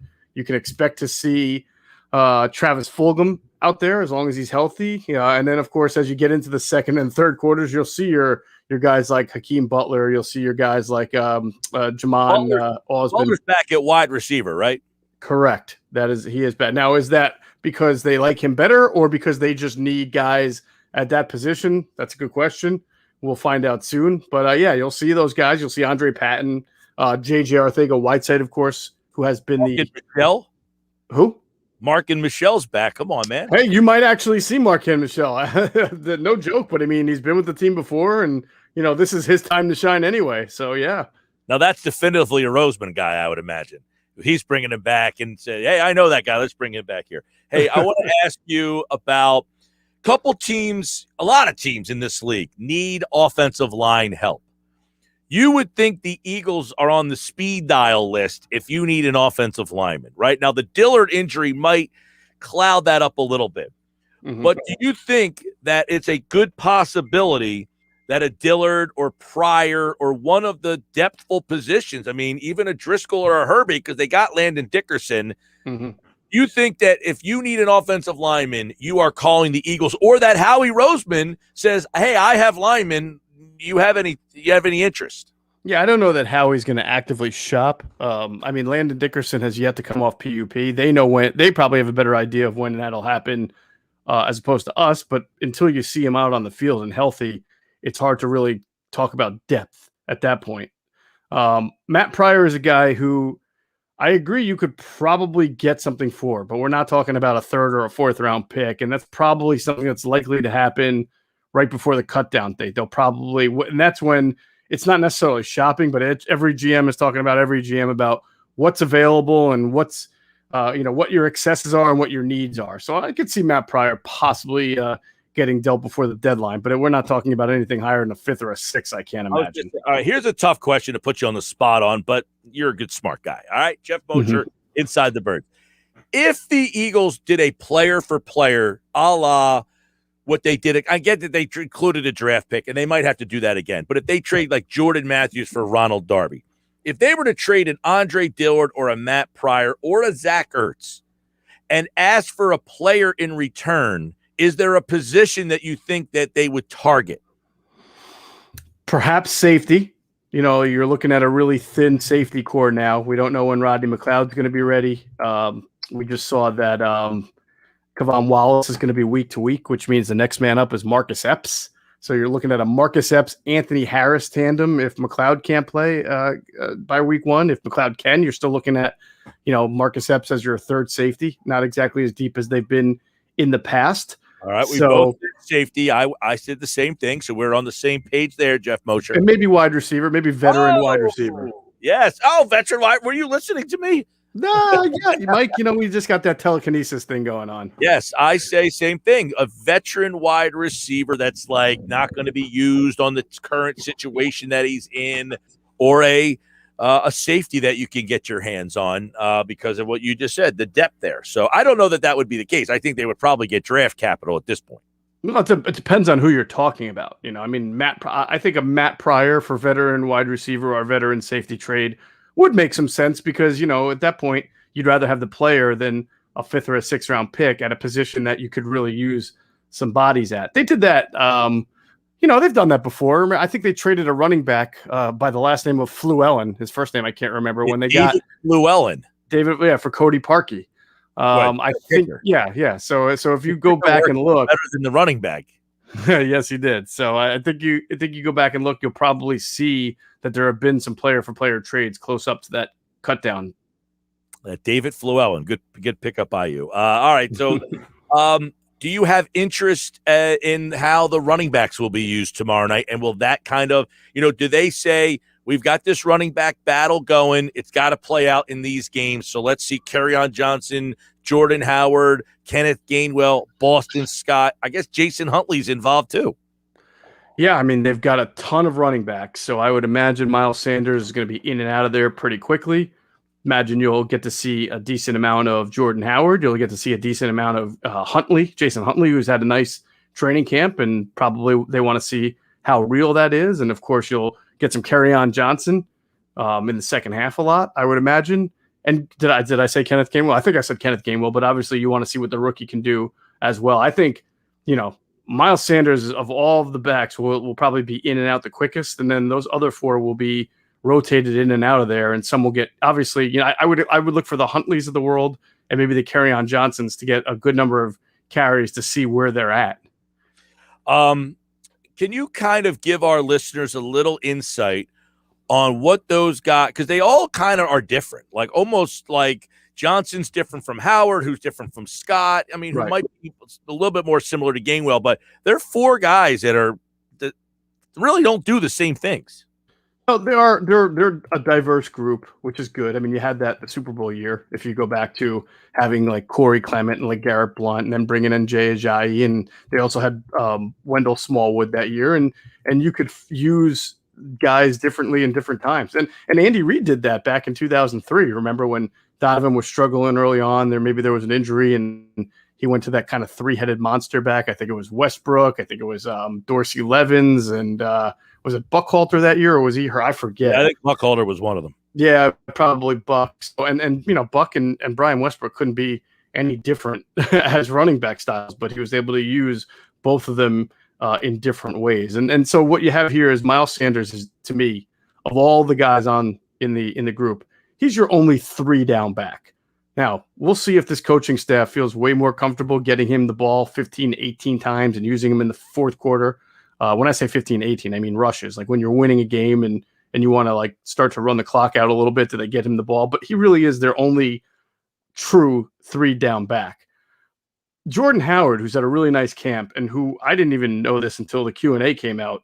Jason Vaughn apparently knew that Deuce Staley loved Jordan Howard. Deuce Staley really thought the world of Jordan Howard, why they kept bringing him back and why he's back now. And you've seen him have a nice camp. He's not necessarily a 3-down back. He doesn't catch the ball really well, but he's a nice downhill runner, and he's great at pass protection, and he can catch the ball on a dump off every once in a while. If Miles Sanders were to get hurt and you needed a feature back, Jordan Howard can step in and be that guy because he's been that guy. So that's kind of his role. He's the backup running back to Miles Sanders right now, but if Miles gets hurt, he can be your number one. Gainwell is a guy who can come in and catch some passes here and there and be a special teamer, kick return, maybe punt return, we'll see. And then also you'll try to get him on the field occasionally to stress the defense with the pass catching abilities. Those are, and of course, Boston Scott also has that change up back ability, special teams ability. Some might say you can't have room for both, but I think you can because you can keep 4 running backs. Huntley to me is a guy who gives you kick return acumen. He really struggles in pass protection. That's an area he has to come along in. So it's great that he can catch the ball, but you're not going to have him in a whole lot of pass formations if all he can do is catch and he can't stay in the pass protect. And also when he runs, he tends to bounce it to the outsides a little bit more than usual. So he's got a lot to prove this preseason about improving pass protection and improving his vision as a runner. Yeah, I think that's an interesting one to watch, that running back, to see what Sirianni, who he favors, what kind of style of back, because I think that'll tell you a lot about his offense, what he's looking for from that spot. And then I guess the tight end stuff will be fluid and interesting. From what I've been understanding, you've been up there, is that Hurts has looked good throwing the balls to the tight ends, not as good throwing the balls to the wide receivers on the outside. Yeah, that kind of depends on what day it was. I mean, earlier in camp, it looked like there were times where he was having difficulty being consistent, getting the ball to tight ends. But that's camp, that's defenses. I mean, that being ahead of the offense, it's a mixed bag. I think these preseason games will give a good idea. I know there's been some talk about how he's not the tallest guy, Jalen Hurts, at like 6'1", I think he is on his best day. So he may not see the tight end as well as he sees the outside receivers. I don't know if that's true or not. Only he can, as far as having the tall offensive lineman in front of him. But I think that's what these games are for, to see how well he can distribute the ball and how well he can see the open targets. I think Hurts is going to be fun to watch tomorrow. We'll see how he uses them. Is it going to be vanilla, or are they going to let him kind of go in the offense for a series or two? Then on the defensive side of the ball, I'm really interested to see, I know it sounds kind of weird, but the linebacker spot, because I'm interested with that whole. All right, so the unofficial depth chart comes out yesterday. They make Bernard Avery as the starting Sam, which they don't really use a starting Sam all that much. So what is the role of the Sam in this defense? Yeah, that's a good question. I think we're going to find out. I think that role is amorphous. And in some situations, I think it's going to be as a stand-up pass rusher, like when Bernard Avery's on the field. But in other times, when you're 3rd and 6 and you're in nickel, I wouldn't even worry about Mike Will Sam. I would just worry about how many linebackers are you in 2 linebacker nickel, or are you in 1 linebacker dime? And I imagine if you're in 2 linebacker formations, it's going to be Eric Wilson. And you would think, again, we're talking about not rushing the passer with that second linebacker. It'll be a guy like Alex Singleton, as long as he can, guy's fresh off the COVID list. He's got like 1 or 2 practices under his belt. Now he's got to get into a preseason game.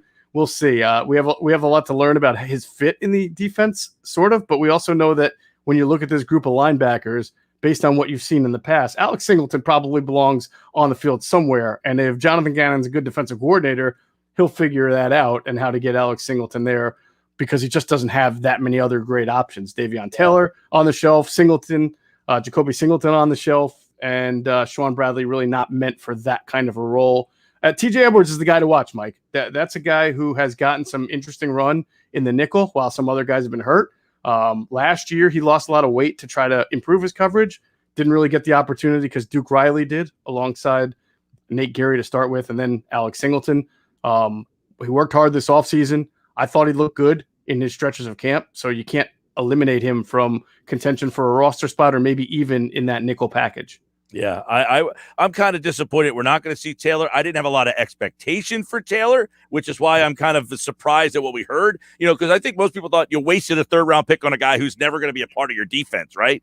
Was that the end? Well, I think people thought that, listen, whenever you draft a guy, you have no idea. But obviously the feedback we got and reported on Inside the Birds was that most of the league saw this guy as a project, a 5th, 6th, 7th. Some even didn't even have him draftable because of his lack of experience playing linebacker, even at the college level. So they felt as he was a big project. So obviously year 1 was a loss for him. But I think a lot of people were hoping that year 2, new staff, new development, that you would at least get the opportunity to see him learn and compete for a spot in that nickel or dime package.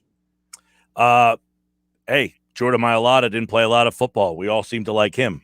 Right. So that's what's unfortunate about this injury. And with Jordan Mailata, you had to wait several years because of the back injuries.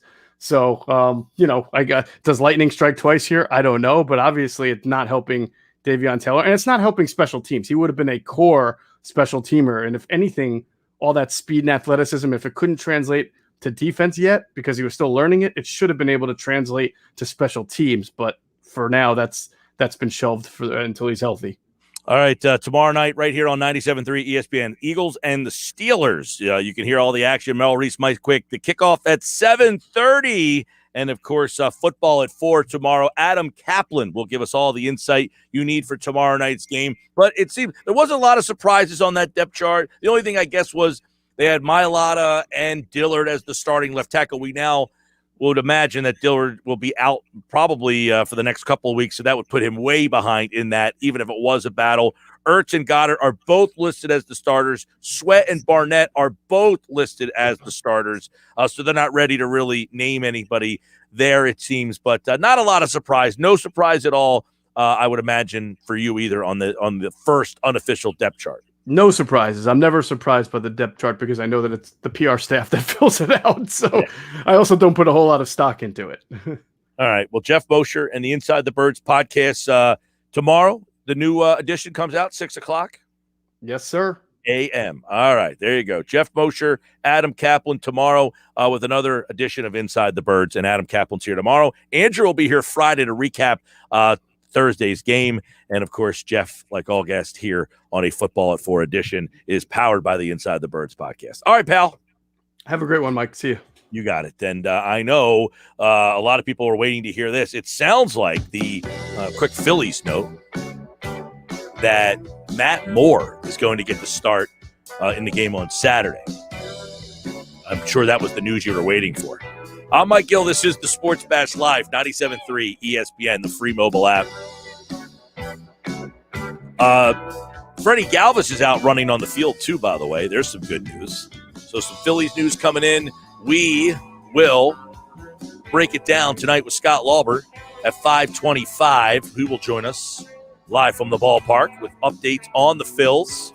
And when we come back on this day, August the 11th, you're not going to miss what happened because, hey, here's one for you, okay? I'm not going to give you what happened, but I will give you this slight little tease that you're going to want to stick around for, because so much happened on this day, the 11th. But it's a day in which the first player ever to hit 500 home runs for their career happened on this day. I think you can figure that out and who it was. I'll tell you coming up next.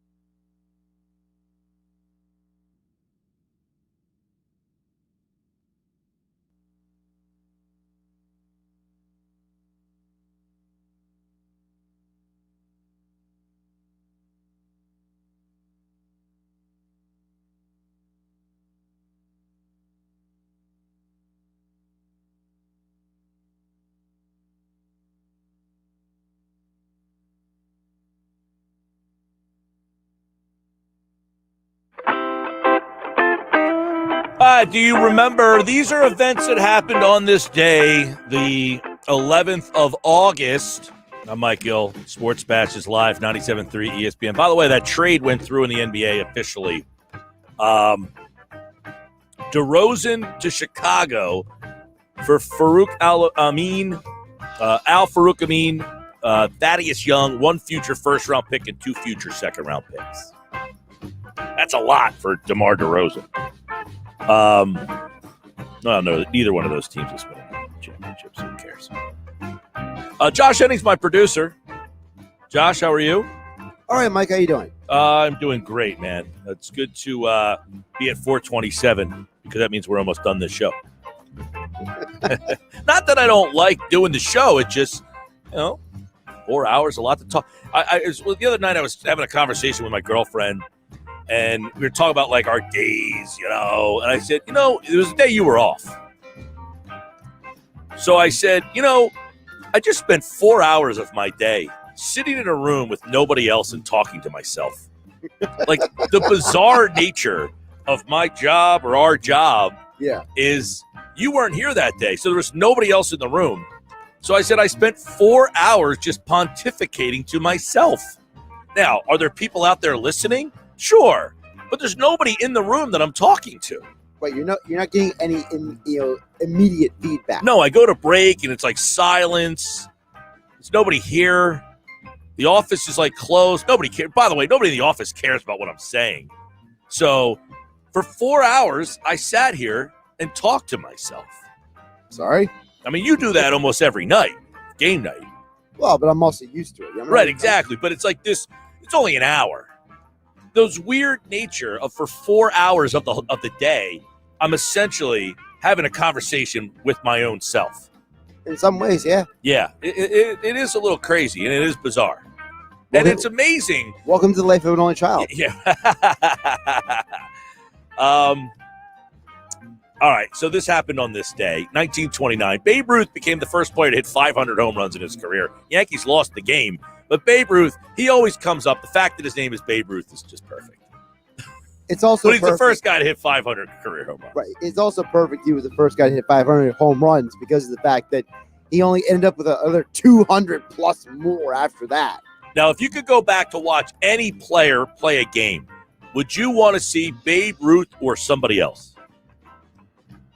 Are we going only baseball or any sport? Baseball. You could go say, I'm giving you a pair of tickets like the Time Machine, Back to the Future. You could go watch any baseball player play the game once. Who's it going to be? Bob Feller. That's not the answer I was going to guess. Because everyone says that Bob Feller was the hardest thrower to ever live. Bob Gibson? No, Feller. I know, but I'm saying possibly going to watch Bob Gibson throw some smoke. People say that Feller was throwing triple digits consistently because the gun caught him near the end of his career throwing triple digits. They said so during his prime. I want to see how much smoke was coming out of that hand. I think I just would have to see Babe Ruth, like how much bigger he was standing next to everybody else, like all that. Yeah. Yeah, I think so. I mean, I know that sounds just like a cheese answer. I mean, listen, it's your answer. This day, you want to see? It's your answer. This day, 1994, MLB had the final day of games. Players' strike the next day led to the cancellation of the rest of the season, including the World Series. The Expos were in first place at the time. People think that this is the day, August 11th, 1994. People believe that's the day that baseball died in Montreal. I think it definitely was the beginning of the end for sure. Well, they were in first place, and then they never got back on track after that. No, they kind of like barely hung on for a few years there. Because at one point they had Pedro Martinez and Vlad Guerrero, but they traded Pedro. Vlad left in free agency. The team moved, and you could tell that it wasn't just the death of baseball in Montreal. Wasn't it also in some ways the death of baseball as we know it? Like the game was never the same after that in terms of how the public perception came back in '98 with the home run thing. A little bit, yeah, but it's still there was still this like attitude of just negativity toward baseball that was never there before. Yeah, but that 98 home run thing really brought the people back.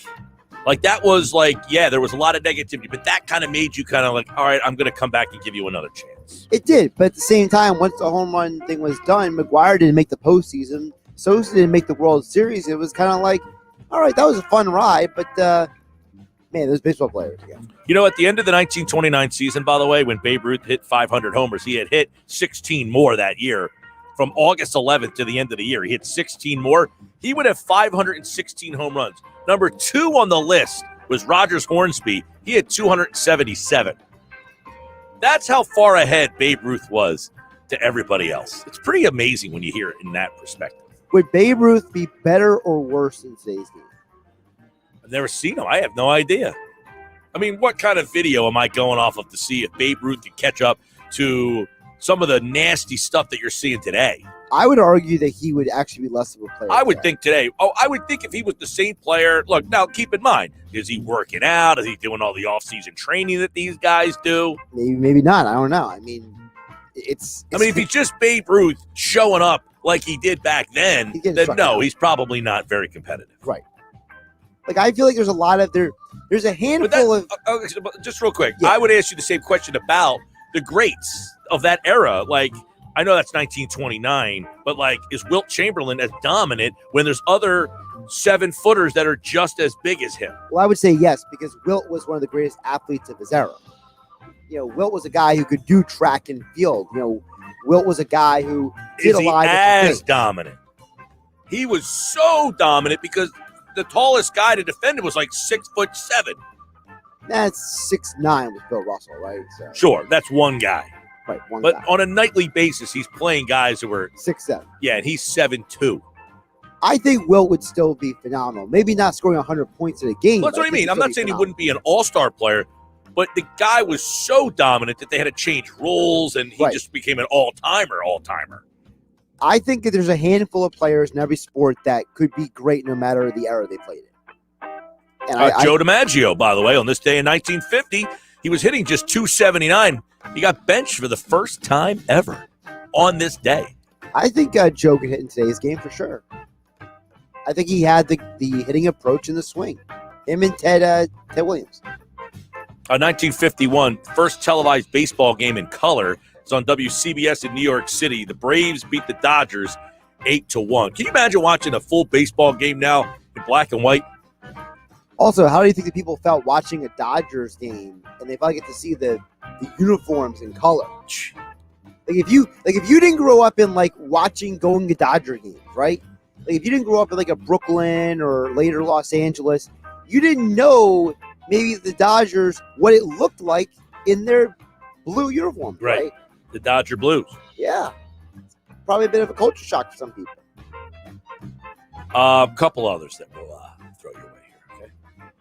Sure. Jim Bunning becomes the second pitcher on the day that we talked about Babe Ruth, the first to 500. Jim Bunning on this day in 1970 is the second pitcher to win 100 games in both leagues. Cy Young's the other. He won 100 in the National and the American League. That was Bunning with the Tigers, I believe. Well, we obviously know the Phillies. I believe. For some reason, I want to say with the Tigers. Well, he did it in the Senate. Was the second one. Yeah, he was with Detroit. Okay. Just kidding. Yeah, he got 100 wins with the National League, and then he went to, as a senator, his record, he had 100 wins. He put up 100 bills and they won. Right. What was he from, Kentucky? Now you're asking a lot here. Oh, look. 1980, Reggie Jackson hits his 400th homer. Oh, wow, we got a lot of guys hitting home runs. Yeah. Reggie Jackson. This is interesting. 1984, Carl Lewis duplicates Jesse Owens' 1936 feat. He won his 4th Olympic gold as part of the U.S. 4x100 meter relay team with the world record 37.83. Now, Carl Lewis, I feel like, is still the biggest track star. Would you concur? Of the modern age? If someone said, give me a track athlete, Carl Lewis. I actually would say Usain Bolt, maybe. Michael Johnson, he was roids. Michael Johnson's kind of meh. Like he was great for 2 Olympics. People forgot about it. Like I still see Usain Bolt in commercials. Yeah. But Carl Lewis, too.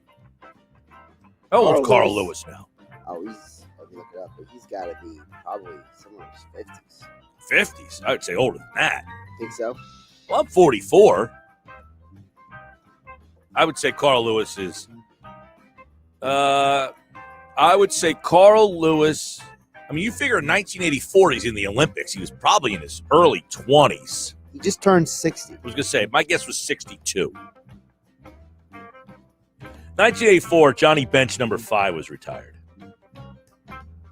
Many believe the greatest catcher of all time. I mean, he's certainly the guy who changed the game as catching for a long time because he got us at the groundwork for the guy who could hit and could be a great defensive catcher. Because usually was one or the other in the past. Speaking of catchers, 1988, former Met Gary Carter hits his 300th homer. Gary Carter was really good. Really good. All right. 1993, Roger Clemens, his 2000th strikeout of his career, pitching for the Red Sox. Struck out Danny Tartabull. That's your guy. My favorite of all time.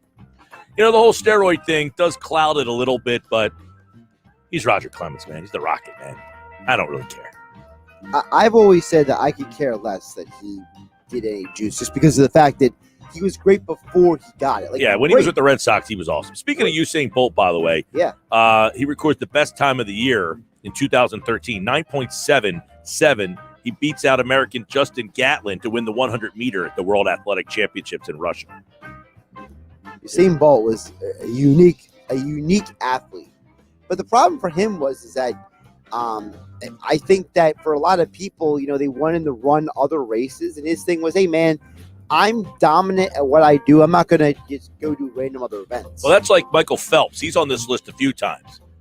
2008, the U.S. 4x100-meter freestyle relay team Phelps was a part of. They beat France by 8 seconds to win the gold. He also, in 2016, wins the 200-meter individual medley in Rio. He's the third athlete and the first swimmer to win 4 consecutive Olympic golds in one event. But he was doing it with the relays. He was doing it there. Right.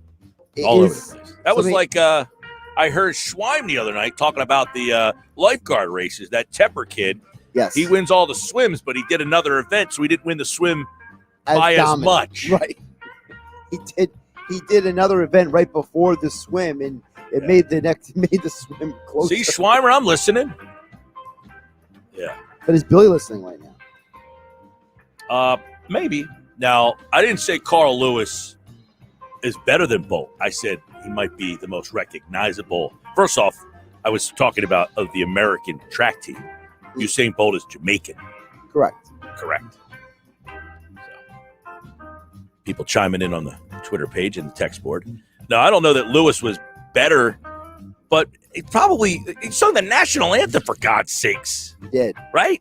It was, yeah. I didn't say it was good. I didn't say he did a great rendition. I would like to forget Carl Lewis doing the national anthem. Yeah, okay? me too. Who's worse, him or Roseanne Barr doing the national anthem? I say Roseanne. He at least tried to clear it up. He was like, "Oh, I'll get better here." Remember? Right. Yeah, no, I say that. By the way, Jim Bunning was a senator from Kentucky. I did get that right. Senator from Kentucky. I have no idea why I remember that. For some reason, I did. Right. No, I say Carl Lewis is the most recognizable United States track athlete. Right. Maybe not. And by the way, him and Bolt would be the two most recognizable guys, and you can make an argument which guys would be more. Bolt for the younger people, right? Lewis for the older people, right? And the other flip side is you mentioned Michael Phelps. Michael Phelps might be the greatest Olympic athlete of all time, actually. Yeah, probably.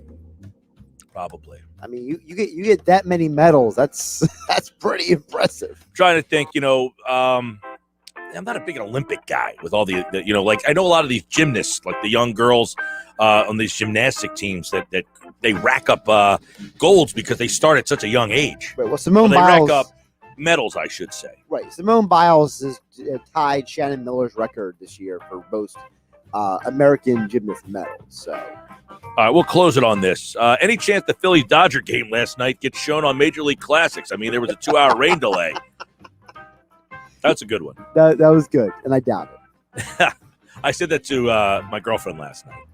I explained to her the story. Does she even know what ESPN Classic is? Yeah. Okay. And I was telling her about, how I said the game happened. And you said, do you remember the game? I said, well, it happened in 1977, to which you then tried to, compensate for that error by saying you saw the game on ESPN Classic. And she looked at me like I had 45 heads, meaning there's no way he saw that game on Classic. I said, well, of course he did it. But we all have to play along. You're not going to dig yourself out of that now. You've come too far. I'm here. And by the way, I told Pete Thompson when he comes on Happy Hour Friday, Yeah. he said, check on it. I want Pete Thompson to do his homework. I'm going to be very disappointed if Pete Thompson doesn't do his homework. Because he said he was going to do it. What homework? I told you. Well, he said he was going to call people he knew. Oh, for from ESPN. Yeah, but who has the log of the games? I'm sure somebody has it somewhere. If they do, I'll be surprised, but I'm looking forward to it. Listen, I said if I'm wrong, I'm wrong. I don't care about that. Well, that's like, okay. But I just want for someone instance, to prove me wrong. we once had a conversation when I was doing the show with Todd, all right? Okay. Todd. So we're going And back he a said he ways. caught a foul ball at a baseball game, but he doesn't remember where. What? He doesn't remember the game that he caught the foul ball at. How does that work? Exactly. So that's my point, is you either remember watching the game on, like that game would be memorable, a doubleheader game that's 6-1, 6-1. Right. You either remember that you saw it or you don't. Right. So if you're saying that if the game did not air on there, that's akin to him not remembering where he caught the foul ball at a like if I caught a foul ball, I'd be like, oh, I caught it at Fenway Park. You would know that. Right. I'm sorry. I'm having trouble following this now. Because I'm saying you would remember if you watched that game on ESPN Classics, because it would be a classic game that you would remember watching because of the nature of 6-1 first game, 6-1 second game, 5-hour rain delay. Like all of those things would make you say, I definitively remember watching that game. As same as if you caught a foul ball at a baseball game, you would know where you are. Like I caught a foul ball at a baseball game, but I don't count it because I was at a surf game and I wasn't even in the stadium. The ball went out of the stadium, bounced in the parking lot, Okay. and I caught it on the bounce, by the way. It's the only time I've ever got a foul ball at any game in my life. I've never got a foul ball at any game in my life either. But I've gone to a lot of games. The only balls I've ever caught at a game was when I played baseball. That was it. Yeah. I've never been a fan or a media person at a sporting event and caught a sporting ball of any kind. Me neither. I don't even count the one at the surf game. That's what I'm saying. I don't count that one. I went to spring training games galore. Never a foul ball. You think you will go the rest of your life without catching a foul ball? I would imagine so. If I haven't caught one to this point. Yeah. All right. Sports Bash live. 97.3 ESPN. What else I got today? I think I'm out. I'm taking the rest of the day off. Jeff Kerr is going to talk NFL with us next hour. Some Eagles as they get ready for Pittsburgh. Some of the storylines he's watching. Also, Scott Lauber, latest on the Phils, 525.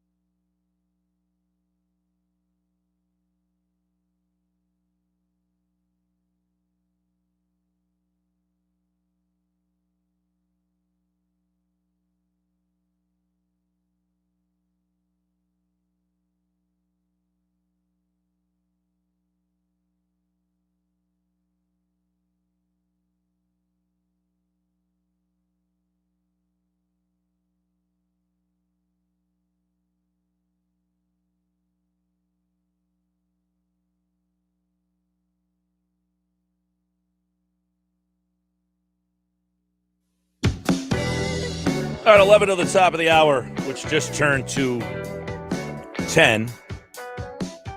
450. I'm Mike Gill. Download the free mobile app in the Apple Store, Google Play. You can message us through the free mobile app. Hit that message us button if you're listening, streaming the show live. You can also watch the show on Facebook, YouTube, and Twitter. You can get us a variety of ways. I really enjoy the fact that football's back. It kind of adds to all of the, the basketball got pushed back so far. We didn't have to wait all this time with just generic baseball. The Phillies gave us something. It has been an enjoyable, other than the Sixers getting disappointed, which was highly disappointing, to be honest with you. We didn't have to wait all that long. It felt like everything was so fluidly moving, and everything was kind of just going and going. This was here and that was here. There was constant, the sports have just not slowed down. It has been really enjoyable to kind of be involved with all the stuff. And I the one thing is interesting. I am out tomorrow, and I will not be back for a while. I'm out. So I'm going to miss every single preseason game.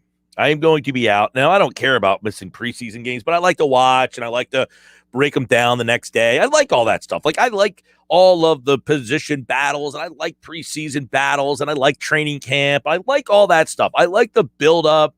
So, I don't know, maybe one of the days or so. They play tomorrow. I'm traveling tomorrow. We play on Saturday. We play Saturday, Sunday, Monday. We have a day off on Tuesday, and then we play again on Wednesday. And then depending on how we do, now there is a possibility if we do not make it to the next round that I could be back on Thursday of next week, and then it would be Eagles and Patriots. And then that would be, that would be bad because that means the team would have lost, and I would be traveling home. But the Eagles with the 3 preseason games. The hard part is going to be the Eagles play the Jets on the 27th, and then they don't play another game until the 12th. So they are literally off that entire next week, the first week of last week of August, first week of September. That is going to be I guess you'll have the Phillies, right? You'll get the Phillies. Thanks to the Phillies. Now, how long can the Phillies kind of stay around this thing? I think the Phillies will be in this till the end. Are they going to win the division? I'm not sure. But I will say that every Phillies game the rest of the way should be a meaningful baseball game. I know this. Every Phillies game, now this isn't going out on a limb, okay?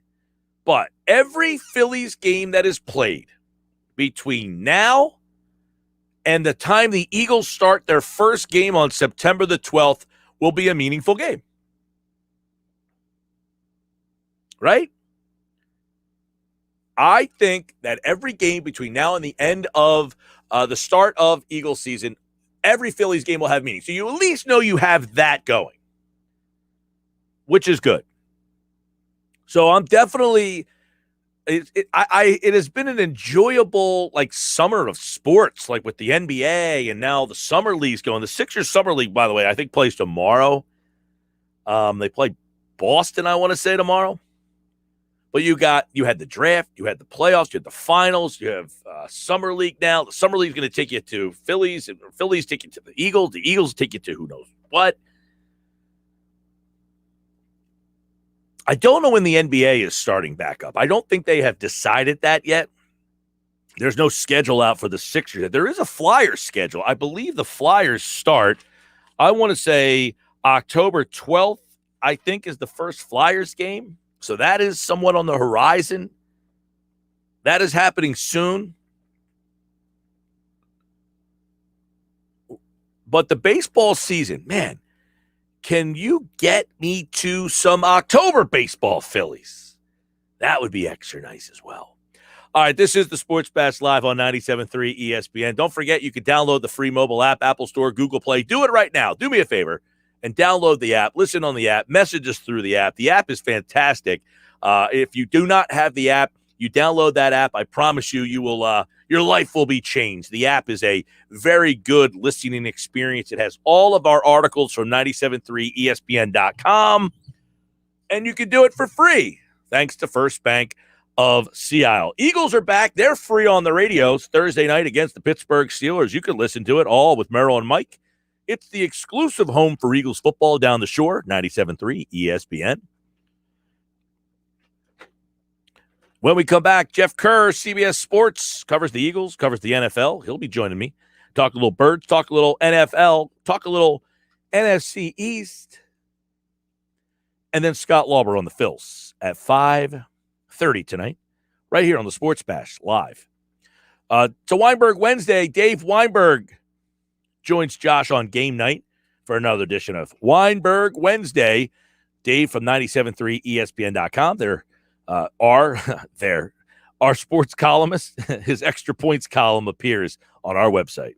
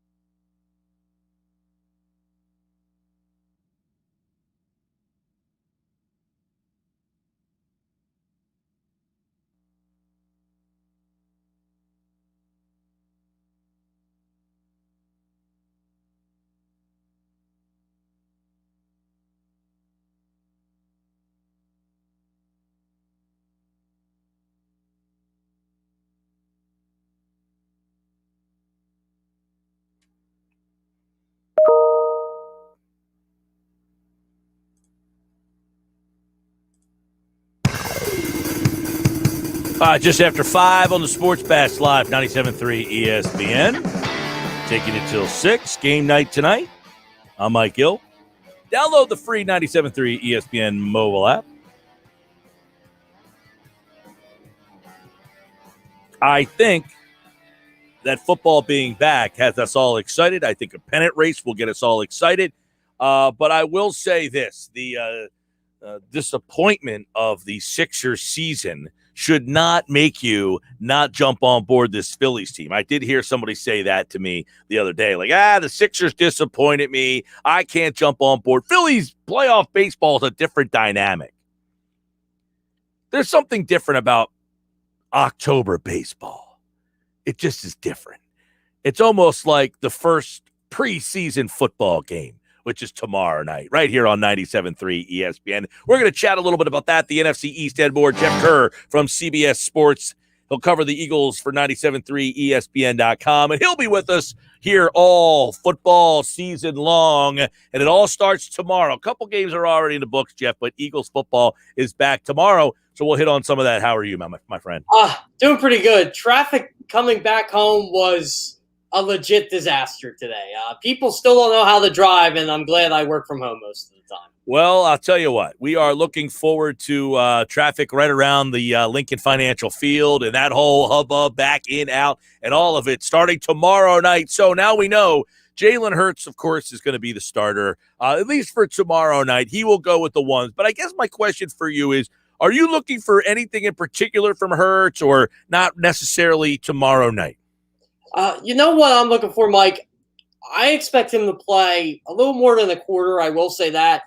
I just want to see the offense be consistent. I don't want to see mistakes from the quarterback. I want to see him progress in his throws. I know he can throw a deep ball. His deep ball's been great throughout camp. But what I want to see is Jalen Hurts just take command of the offense, go down the field, complete the short and intermediate routes, and go from there. Just give Eagles fans conviction that he should be the quarterback, which I know a lot of Eagles fans are convinced already, but it would be nice to see him go out there and have a good drive or two. Yeah, I mean, obviously, I think, and I want to get your opinion on this. I mean, I think the offensive line, if healthy, that's a big caveat. It's going to be pretty good. They got good tight ends. That we know. The wide receivers, not so sure. I think they should have a good running game. Does the success of this team come down to Hurts, or is this a team where, hey, just don't lose us the game?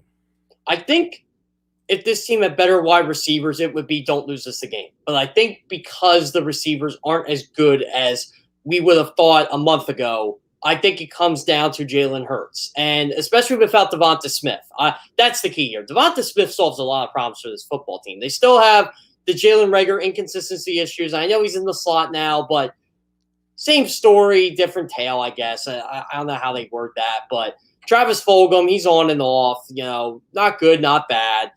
It's going to rely on Jalen Hurts, and he's going to the tight ends more now. He's going to Zach Ertz and the 11-on-11. He's going to Dallas Goedert in the 11-on-11. So has the team shifted the focus of their offense to make it a more tight end centric offense? And if that's the case, can you win with a more tight end centric offense than an explosive downfield pass offense? Well, there's still going to be downfield passing, but I think you're going to see more 12 personnel than we initially thought because they just don't have the 3 wide receiver set they actually want. Now, if Jalen Reagor and Travis Fulgham would be a little more consistent, then yes. But they have Zach Ertz on the field, and they can use him in 11 personnel and 12 personnel. That's where I think that's going to help this football team in the long run. So I'm looking at it as, how can I put it in words?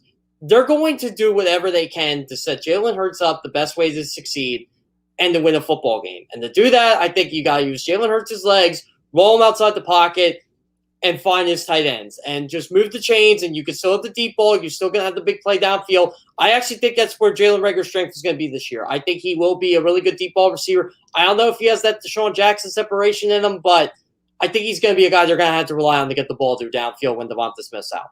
All right, over at CBS Sports, Jeff Kerr has 3 bold predictions for this season. So let's break them down a little bit and kind of get some further discussion on it. You have Devonta Smith becoming the first Eagles rookie with 1,000 yards receiving. So if that happens, that probably means the team's pretty good, right? I would assume so, and I have them a lot better than most people do. I think 8 and 9 is very possible for this football team. I know that's everybody would think that's negative, but a lot of people are writing them off as like a 4 or 5 win team. I just don't see that. I think they're going to be a lot better than that, and they'll probably be better than 8 and 9 if everything goes right. But Devonta Smith has a 1,000-yard year, and again, I think this guy's a game breaker. I think he's a game changer. I think he's the number one receiver this team has been searching for really since T.O., and it's going to be right off the bat, Mike. It's going to make an instant impact whenever he comes back from the sprained MCL.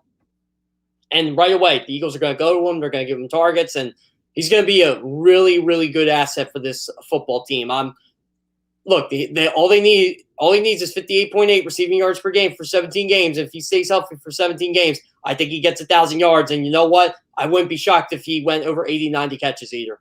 Yeah, I mean, that'll be interesting. I agree that Smith is the first guy that you really – Rieger, you just didn't know. You were hoping. They've had other rookie guys in here before that. They drafted Nelson Aguilar was a first-round pick. I don't think you had high hopes for him. This guy, Smith, you've got high hopes for. So your bold prediction, if that comes true, I'm interested to see what that means in the win-loss column. All right, Jeff Kerr, let's go to number 2. This is an interesting one. If your receiver has 1,000 yards, your offensive line's pretty good, and as your bold prediction states, Jalen Hurts with 30 combined touchdowns. What does that mean for this offense? I'm glad you saw the segue into my second one there, because that's what I was going for. Well, if the receiver's going to be good, Zach Ertz is going to be here. And look, I said this could blow up in my face if the Eagles trade for you-know-who, but I just don't see that happen. I think Jalen Hurts is going to be the quarterback this year, and I want him to be the quarterback for this year. Look, Jalen Hurts and the Eagles average 2.5 touchdowns. Jalen Hurts averaged 2.5 touchdowns per game in his 4 starts last year, and that is counting the game he was pulled. So keep that in mind. And I didn't even count the Packers game in this. If you do a full season with that, that's over 40 touchdowns. That's not going to happen. 30, though, very realistic. 20 to 25 touchdown passes, 5 to 10 rushing touchdowns. I think the Eagles are going to use him in the red zone a lot. Very possible to get 30. Very, very possible. Well, 30 means they had a pretty good year. 30 touchdowns is a lot. And I talk about a lot, combined touchdowns. If you have, 22 passing touchdowns and 8 rushing touchdowns, you were probably wrecking havoc on the field. You know what I mean? Like, it's almost like a poor man's Josh Allen or a poor man's Lamar Jackson in a sense. Like, look, the Eagles, I don't know if Jalen Hurts will ever get to those levels. I don't really care. But if they can win football games because of his intangibles and because of stuff he could do on the football field, and they have a talented roster around him, I'm all for that. You don't need – look, we all would like Patrick Mahomes, Aaron Rodgers, Josh Allen, Lamar Jackson, Russell Wilson, you name them. But if you can have a good quarterback who's a little bit above a game manager with a talented offensive and defensive line, you can win some games in this league, and he can do that. Well, as you write over at CBS Sports, Jeff, he had 10 total touchdowns in his last 4 starts. That's 2.5 per game in a 17-game season. That's 42 touchdowns. 42, yep. For Jalen Hurts. 2.5 a game. That's if Jalen Hurts gets 42 touchdowns this year, I'll shave my head. All right. Well, I mean, I shave it anyway. It's a whole heck of a lot different for the people who cannot see the video out here. It's completely shaved. No, you know what? I would probably have to do something even more drastic. I probably would have to wear a different team's jersey or something on here. Maybe I'll buy his jersey or something and actually show some bias and wear it on here. There you go. All right. Jeff Kerr, CBS Sports, covers the NFL. Eagles 97.3, ESPN.com. 3 bold predictions for the Eagles season. You have Philadelphia leading the NFL in sacks. Now, they were 3rd last year. Wide 9 is out, which is a sack-friendly defense, but you think they could even be better. Because they're going to blitz more. And they're really, really talented with pass rushers getting to the quarterback. Brandon Graham had one of his best years last year. And I don't care wide 9 or not. He still gets to the quarterback a ton. And look, you're going to have to double team Fletcher Cox. That's going to free up Javon Hargrave, which when he figured out this defense, he was pretty good at the end of the year last year. Josh Sweat's going to be an absolute beast if what I've been seeing in camp correlates to the regular season, which I think it will. And Derek Barnett's been no slouch here. You got Ryan Kerrigan in the mix. There's 6 pass rushers right there. Milton Williams has been great in camp. I think he's going to contribute in a reserve role. Hassan Ridgeway has been known to get to the quarterback from time to time as the third defensive tackle. And they're going to rush 5. They're going to blitz more. Look, this doesn't go for, just for the front line here. When Rodney McLeod gets back, I think they're going to use him in a role like that. Devion Taylor's another guy I'm really watching for. Eric Wilson, they could use that in a certain role. Jannard Avery, Joe Os. I don't think Joe Os was going to make the team, but you get the gist here, Mike. Overall, I think 50 sacks is really reachable. And I know leading the league in sacks, like if you get 55 sacks, you don't lead the league, then the bold prediction doesn't mean much, but you still got more than 49. I think, personally, I think 55 is going to be the number if you're going to have to lead the league. So I think they can get 6 more sacks this year. And I do think they're going to be top 5 in pressures too. Well, the Kerrigan signing obviously adds, you would hope, some more sacks. How much they play Sweat should be interesting. The Sweat-Barnett dynamic over there. Fletcher Cox, I think his next sack will separate him in a tie on the Eagles' all-time sack list with somebody. I was just looking at this today. Greg Brown, is he tied with him? Would say that again? Greg Brown, is he tied with him? I will pull it up for you because I had this up in front of me earlier today, and my computer kind of took a nosedive on me because Fletcher Cox is tied with Hugh Douglas. Hugh Douglas, okay, yeah, I knew it was one of the two. I was thinking, I'm like, maybe it's Hugh. I don't know. I know Brandon Graham's up there too. Brandon Graham is 4th on the list, but he's going to stay 4th. I would imagine Brandon Graham does not move out of the 4th spot. He might never move out of the 4th spot. Hold on, can I take a guess on who the top 3 are? Top 3, go for it. Reggie White, Clyde Simmons, and Trent Cole. It is those 3, but not in that order. Okay, yeah. Reggie White, Trent Cole, Clyde Simmons, Brandon Graham, Fletcher Cox, and Hugh Douglas are tied with 54.5 each. So Fletcher will move to 5th all-time with his next sack, and then Douglas would be 6th. Greg Brown would be 7th. Andy Harmon is 8th. Seth Joyner is 9th.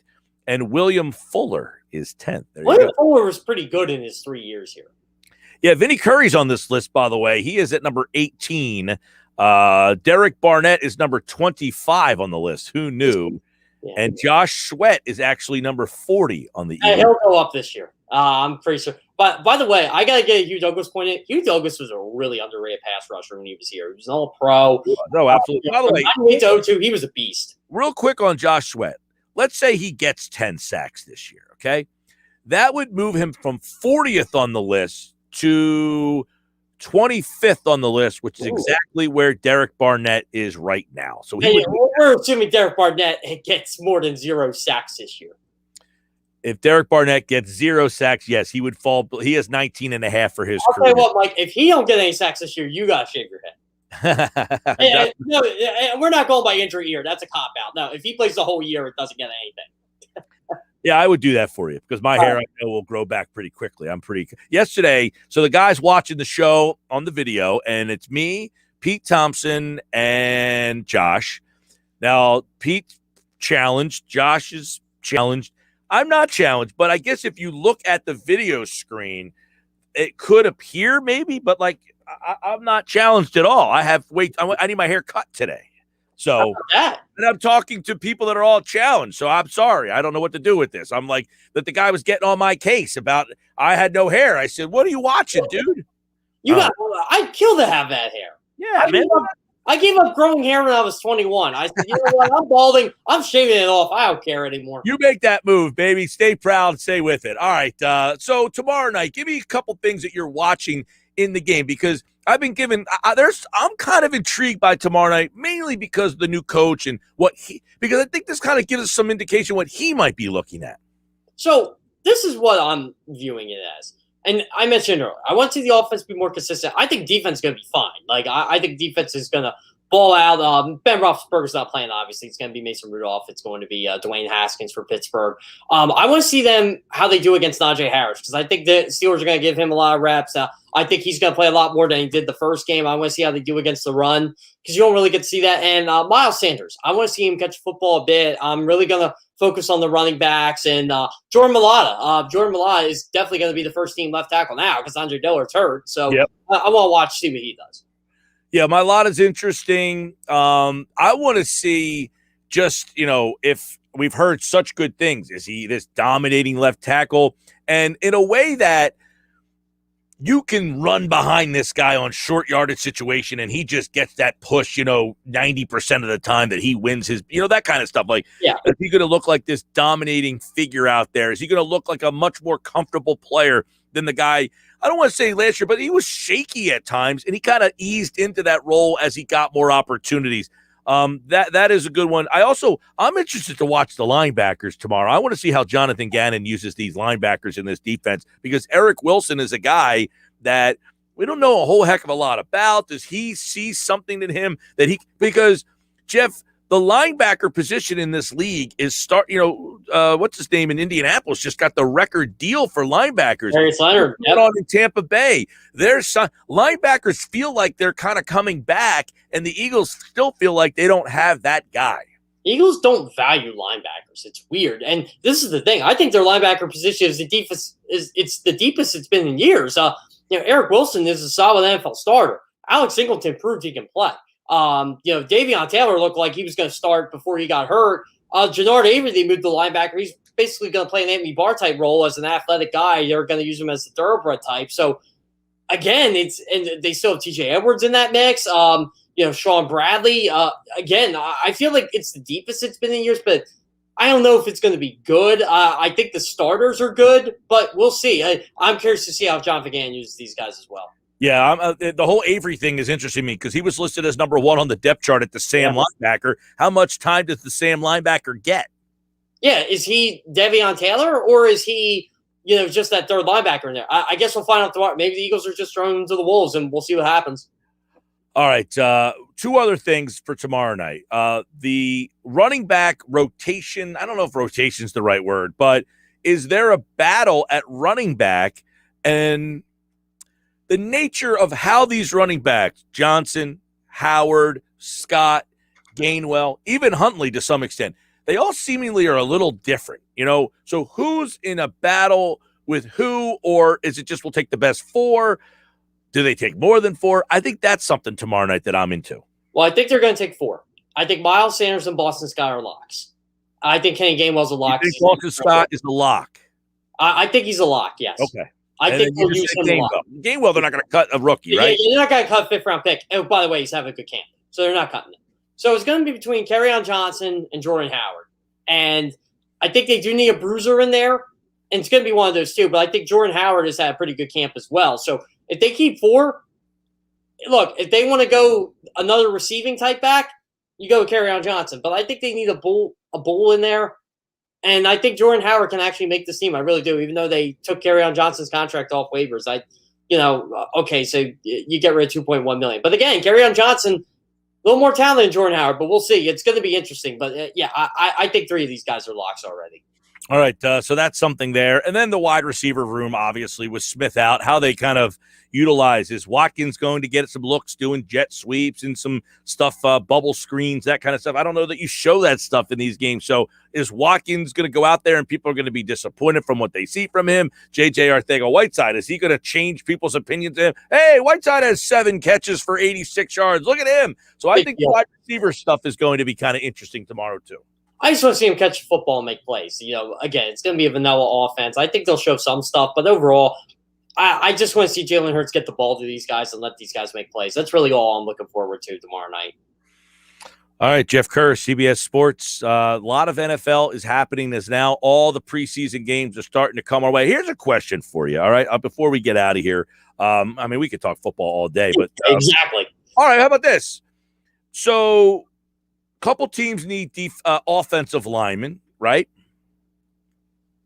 You got a lot of challenged offensive line teams in this league. Miami leads a lineman, a couple other teams. If they're calling Philadelphia, Dillard, Pryor, the Eagles have some help that they can actually trade an offensive lineman. If they were to trade player for player, which might not happen, but let's just play along. What position would you want to see Roseman get back in return if he were to trade? So if you're going player for player, what position would you want to see? Easy, wide receiver. You got to get a veteran wide receiver to help this young core out. I just don't think this core is good enough. And that's not me being negative. That's not me being positive. I just see what I see on the football field, and it's just not good enough. And I hope Jalen Reagor and Travis Fulgham prove me wrong because they're the 2 that have to step up here. Greg Ward's fine. Quez Watkins is fine. Like, Quez Watkins is going to be a surprise this year, but they need someone to help these guys out, though. Wide receiver would be the position I would swap. I said veteran wide receiver or another safety to add some depth at that position. Yeah, that would help too. I mean, it's not a pressing need, but it wouldn't hurt.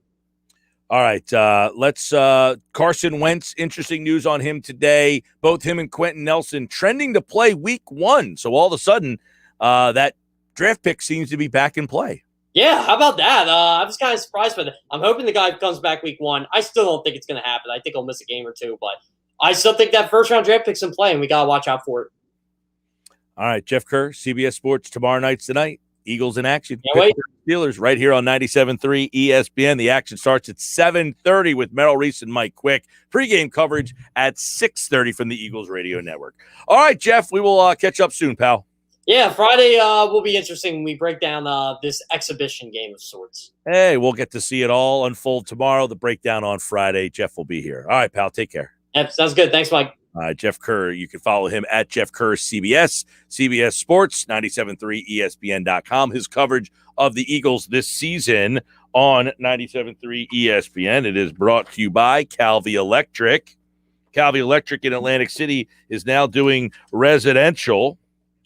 Their new residential division here to help with all your home and business electrical needs online at calvielectric.com. I am Mike Gill. This is the Sports Bash live on 97.3 ESPN. And don't forget, we've got plenty more tonight. I got the Phillies lineup in my possession. Yes, I've got it right here. I'll tell you what it is coming up on the other side. Who's in, who's out. That'll be coming back here soon. Who's in, who's out. Fine 5, ugly 5. I'll give you that. Phillies lineup in my possession, though. I will give that to you coming up here on the Sports Bash. And don't forget, download the free 97.3 ESPN mobile app and message the show. You can take the show on the go with the 97.3 ESPN free mobile app. It's free thanks to First Bank of Sea Isle City. Easy for me to say, right?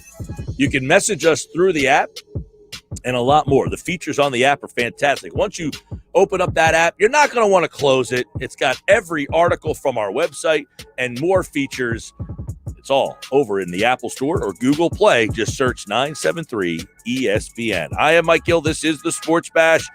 Don't forget, game night tonight. Dave Weinberg joins Josh at 6:20. And coming up, Scott Lawler going to join us to talk a little Phils.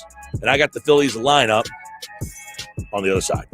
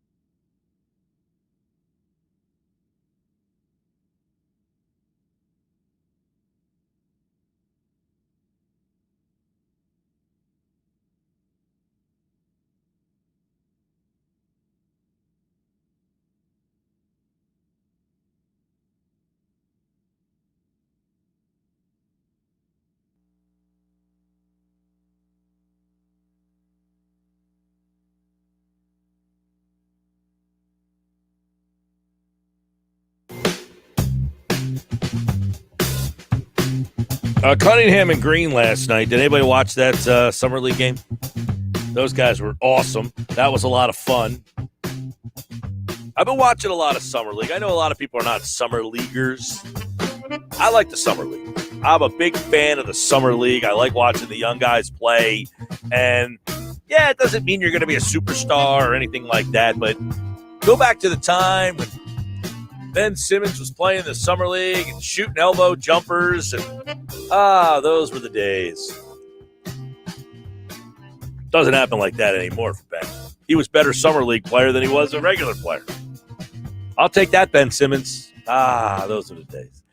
Phillies lineup is out tonight. I have it for you here. Sports Bash Live. I'm Mike Gill. Segura leads off, plays second base. JT Realmuto is in the two-hole bat. Second playing is the catcher. Bryce Harper is in right field, hitting third. Andrew McCutchen is back tonight. He is in the four-hole, hitting seventh. Alec Boehm is playing first base tonight. How about that? Mentioned that on the show yesterday. It looks like they listened to me. Look, maybe the Phillies listened to this show. Boehm is playing first base tonight. He is hitting fifth. DD is in the sixth hole, playing short. Torreyes is at third. Herrera is in center field, and Gibson is on the mound. So Gibson looking for his third straight win on the mound. It's an interesting lineup when you look at it. Gibson's pitching. They need better defense in the infield. When Gibson pitches, he is a total ground ball pitcher. You've got to have Torreyes at third or Galvis when he's back, playing short almost. Torreyes and Galvis playing those two positions. They don't drop off offensively all that much when you have those two out there. In fact, DD has been disappointing. And Boehm over at first base tonight. That's interesting. So they're going to give him the start at first base and then bat him in the 5 spot. You know, the lineup really dips off a little bit. McCutchen being in your 4-hole is not all that conducive to a depthful lineup, but hey, it's good to have McCutchen back, so you get him back in left, which means you get Herrera back over to center, so you don't have to have Herrera in left and Jankowski in center field. No Miller in the lineup tonight, so he's out. Who's pitching for the Dodgers tonight? We know who's pitching for the Dodgers tonight. I think it is David Price, a lefty. That's why this lineup is kind of the way that it is. And as Frank Close chronicles over at 97.3 ESPN.com, you've got Brogdon is back. Alvarado, he's now on the injured list. So a couple of Phillies news. McCutchen is activated. Brogdon is back for the bullpen. McCutchen, who has been out, I guess a couple Sundays ago, he has been out. He will back cleanup tonight against Price, the right-hander. Brogdon, who has been out since August the 3rd, he comes back. He replaces Alvarado. He's got an injured left shoulder, so you got Alvarado out, and that means Matt Moore is the really only lefty that is in the bullpen right now. From what I understand, Matt Moore might have to pitch the game on Saturday because of things that are happening with the Phillies. So a little bit of problems with the whole bullpen and all that situation. So we'll try to keep that, up to date for you. But if you go to our website, 97.3 ESPN.com, we've got it all kind of tucked away for you. You can check that out. And Frank's got all the details and the updates. 609-403-0973 is the text board. 609-403-0973. Download the free mobile app, and you can message us through the app. And, of course, you can get the app in the Apple Store, Google Play. Easy to do. Go to 973ESPN.com. That is probably your fastest, easiest way to do it. Boy. So Phillies tonight against the Dodgers.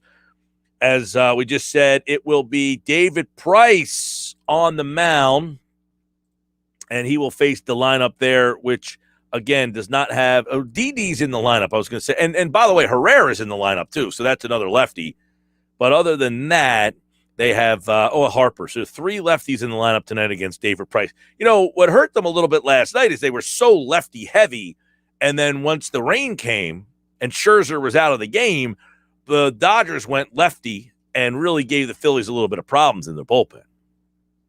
You think about it from that perspective. Sometimes when you load up your lineup with so many left-handers in it, when you face a right-handed pitcher, what ends up happening when you go get into the bullpen, now you have a little bit of struggles. So yesterday, Hoskins on the injured list. Today, McCutchen off the injured list. So they just can't seem to get everybody going at the same time, right? They just can't seem to get everything kind of lined up, because when they do, I'm interested to see when Galvis is back, and Scott Lauber is going to join us in about 5 minutes from now to kind of give us a little indication on what the Phillies might be thinking when they get everybody back. I think you're going to see a lot of mixing and matching. You're going to see, I think, by the way, I think you're going to see them have to do a lot of Frank mentioned the other day, was it Frank the other day when they talked about, I forget, it might have been McGarry actually, who was talking about when they used to replace Burrell in left field. But I think it might be more of akin to when they had to replace Dave Holland at third base and they put in Kim Batiste over there. I think you might start to see a little bit more of that, where Bohm starts the game, and then later on in the game, you see Torreyes or even Galvis. You might even see that. Now, the one thing with Galvis, if memory serves, I believe Galvis hits from the left side, right? Galvis is a left-handed hitter, I'm pretty sure. So that would, him and Didi both being left-handed, which is very odd. Both your shortstops hit left-handed. You got to figure out who was going to leave the team, too, in the event that, because Galvis was out in the field running today. Apparently, he is getting close to returning. So we'll have all the details. I'll get you up to date coming up next with Scott Lauber from the Inquirer. Latest on the Phils Dodger series. It is Gibson Price, Citizens Bank Park. I got all the news and details you need to use coming up next.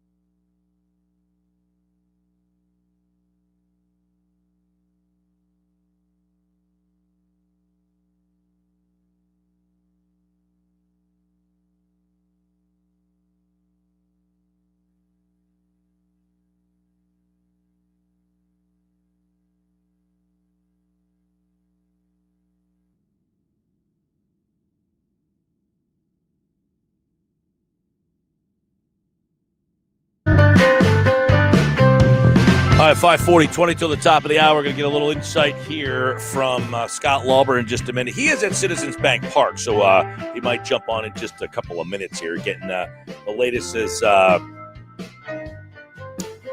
Girardi, the team's manager, just got done speaking. So as soon as he finds a nice, quiet spot, he will join us here on the Sports Bash Live on 97.3 ESPN. Phillies put Jose Alvarado on the injured list. He's got a shoulder problem. They optioned Damon Jones.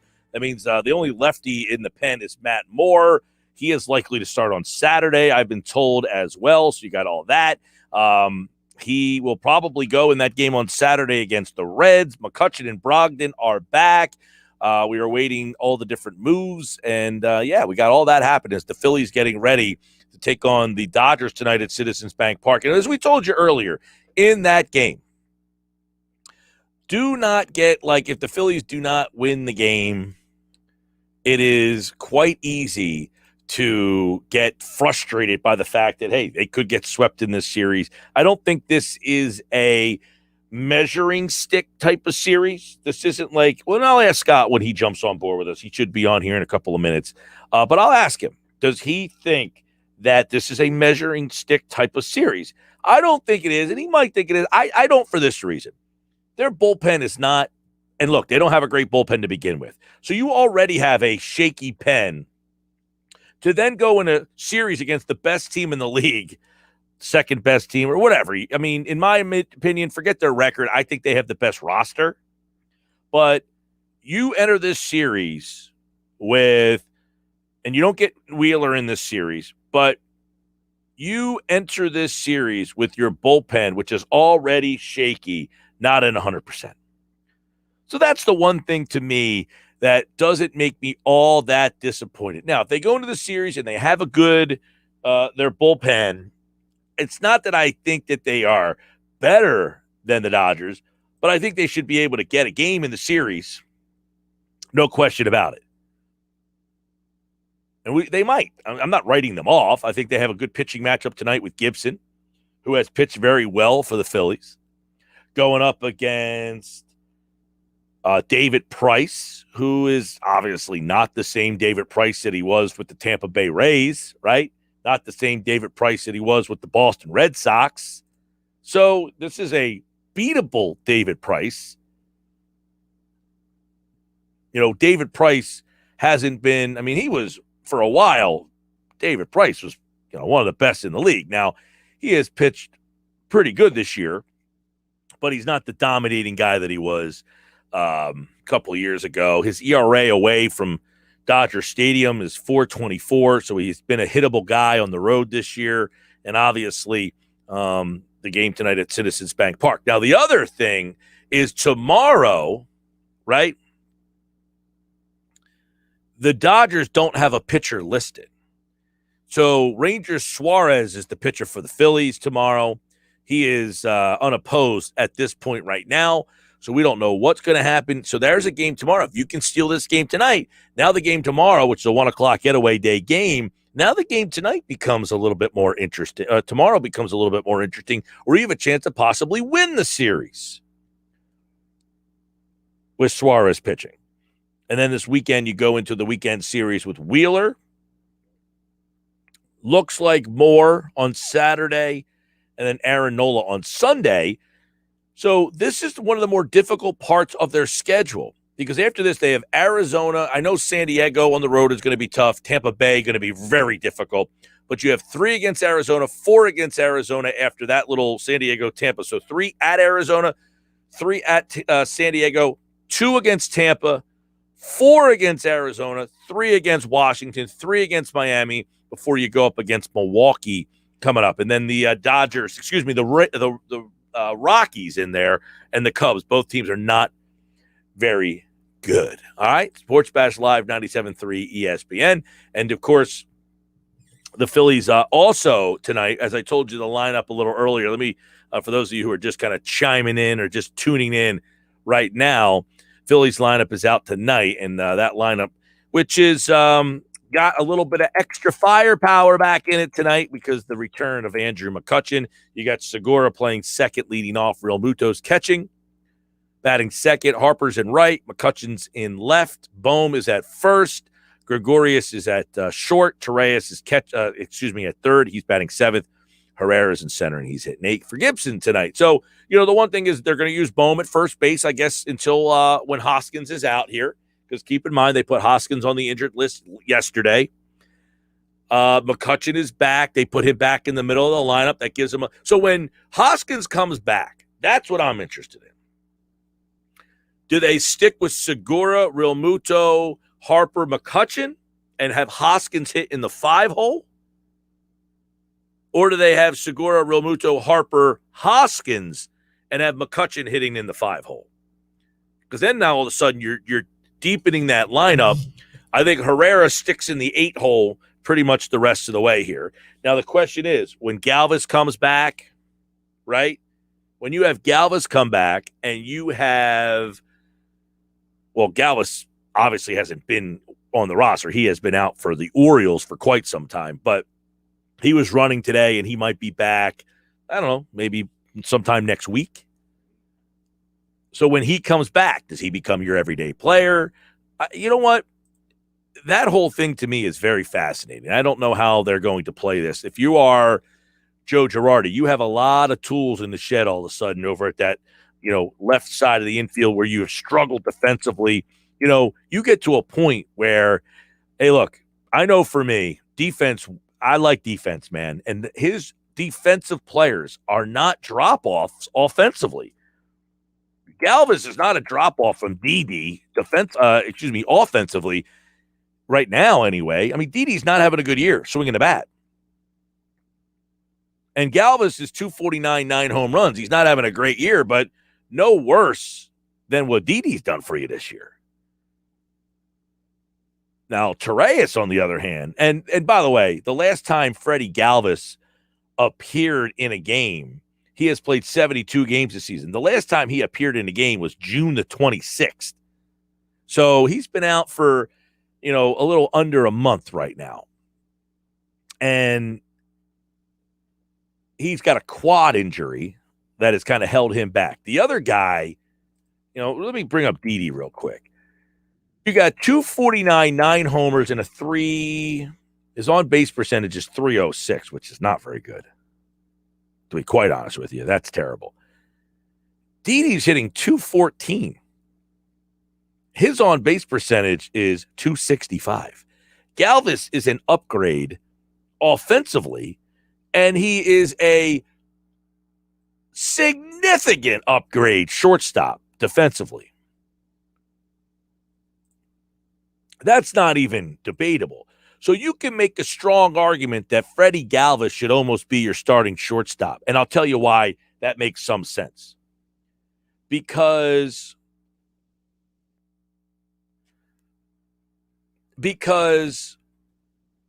you could have Didi, what is something that Didi does really good? What is Didi known for? All right. For those of you who follow baseball and play along and what has Didi done over his career? He has been known for clutch hits. Didi has had numerous clutch situations. So why not have Didi as your left-handed batter off the bench? You got Brad Miller. You then have Didi Gregorius. It's not the worst thing in the world if you said Freddie Galvis is my starter, and I'm going to have 2 left-handed bats, Didi and Brad Miller, that both offer some clutch power coming off the bench. So if I'm Joe Girardi, that's something I have to start thinking about. Now, the other guy who's in the mix here that has to be considered is Ronald Torreyes. And Torreyes hits 262, okay? 262, 314 on-base percentage, 5 home runs. But defensively, he is significantly better than Bohm. I mean, way better than Bohm is at third. So the question you have to ask yourself is, you're just going to sit Bohm and have him be kind of a right-handed bat off your bench? Do you start Bohm and have him play the beginning of games and then you take him out late in games, what do you do in that situation? Because Torreyes, you almost have to say at 262 with 5 homers, and keep in mind, he's only played in 67 games. He doesn't get regular bats, so he has done his job. That's something that I think he's going to have to think of. I think he's definitely going to have to consider a team that has Hoskins at first, Segura at second, Galvis at short, Torreyes at third, McCutchen in left, Herrera in center, and then obviously Harper and right, Real Muto behind the plate. And then what do you do with that lineup? Because now you're pretty deep. And I would say Segura, Realmuto, Harper, Hoskins, McCutchen, and you're in a situation where you could go Galvis, Torreyes, Herrera like that, or you can go Bohm, Galvis, Herrera, and then replace Bohm with Torreyes or Galvis, because Galvis can play third base too. But Torreyes, my gosh, you saw the difference. How about that double play he turned last night? Right? Wasn't that something? That was, man, his hands are quick, man.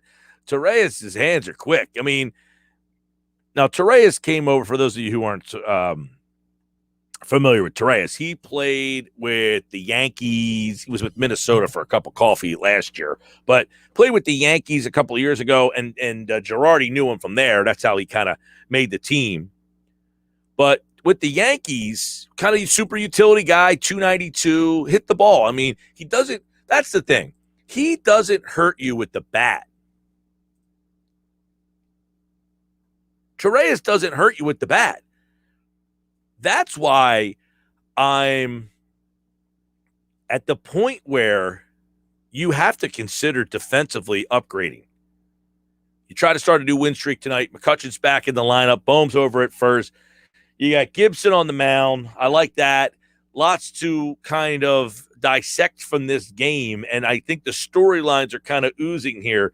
And by the way, you got Segura is the only hitter on this team hitting over 300. Harper dipped under. He's at 299. McCutchen 234. Bohm 254. Didi 214. That 214, the Didi 214, that is something there, man. That is why I think you have to consider Galvis at shortstop and Didi as your hitter off the bench. I mean, if Didi is known for something, it is clutch, big hits, I guess you can say. He has come up in numerous clutch situations. I think the Yankee fans all remember Didi with some of his big hits in his career. He's a guy that certainly has had a flair for the dramatics. So why not utilize him as a pinch hitter, in those late situations? I like that possibility. As a pinch hitter, coming off the bench, that left-handed bat, maybe, he gives you that late home run, something to that effect. And then you're getting better defense because you've got to play better defense. That's one thing that this team struggles with is the defense. I think we all can agree on that. I like when we can find something that we can all agree on. It doesn't happen all that often, but when we can all do it, it's a kumbaya moment.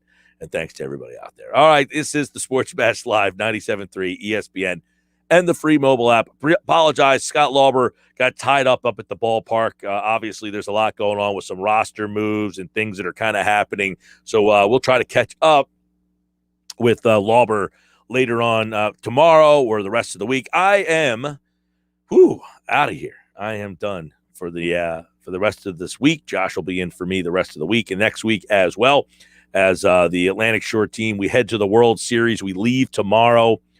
You can follow along on our website, 973ESPN.com. We will have game coverage and all that kind of stuff for the kids. So we leave tomorrow. Josh will have you Thursday, Friday, and then next week as well. Eagles tomorrow night. Game night tonight. Dave Weinberg joins Josh at 6:20. Make sure you stick around for that. Dave's always very good, long-time writer from this area. You can now read all his stuff on our website, 973ESPN.com. Thanks to my guests today, Mike McGarry, Jeff Mosher, Jeff Kerr, and Jeff Nadeau. It was a good show. Hopefully you enjoyed it. I'll be back sometime. I think, I don't know. I don't know when that will be, but it will be soon. Hopefully not soon. Hopefully it will be a while. But I'll be checking in. I'll be on the website. You can read more from me over at 973ESPN.com. Have a great rest of your week, everybody.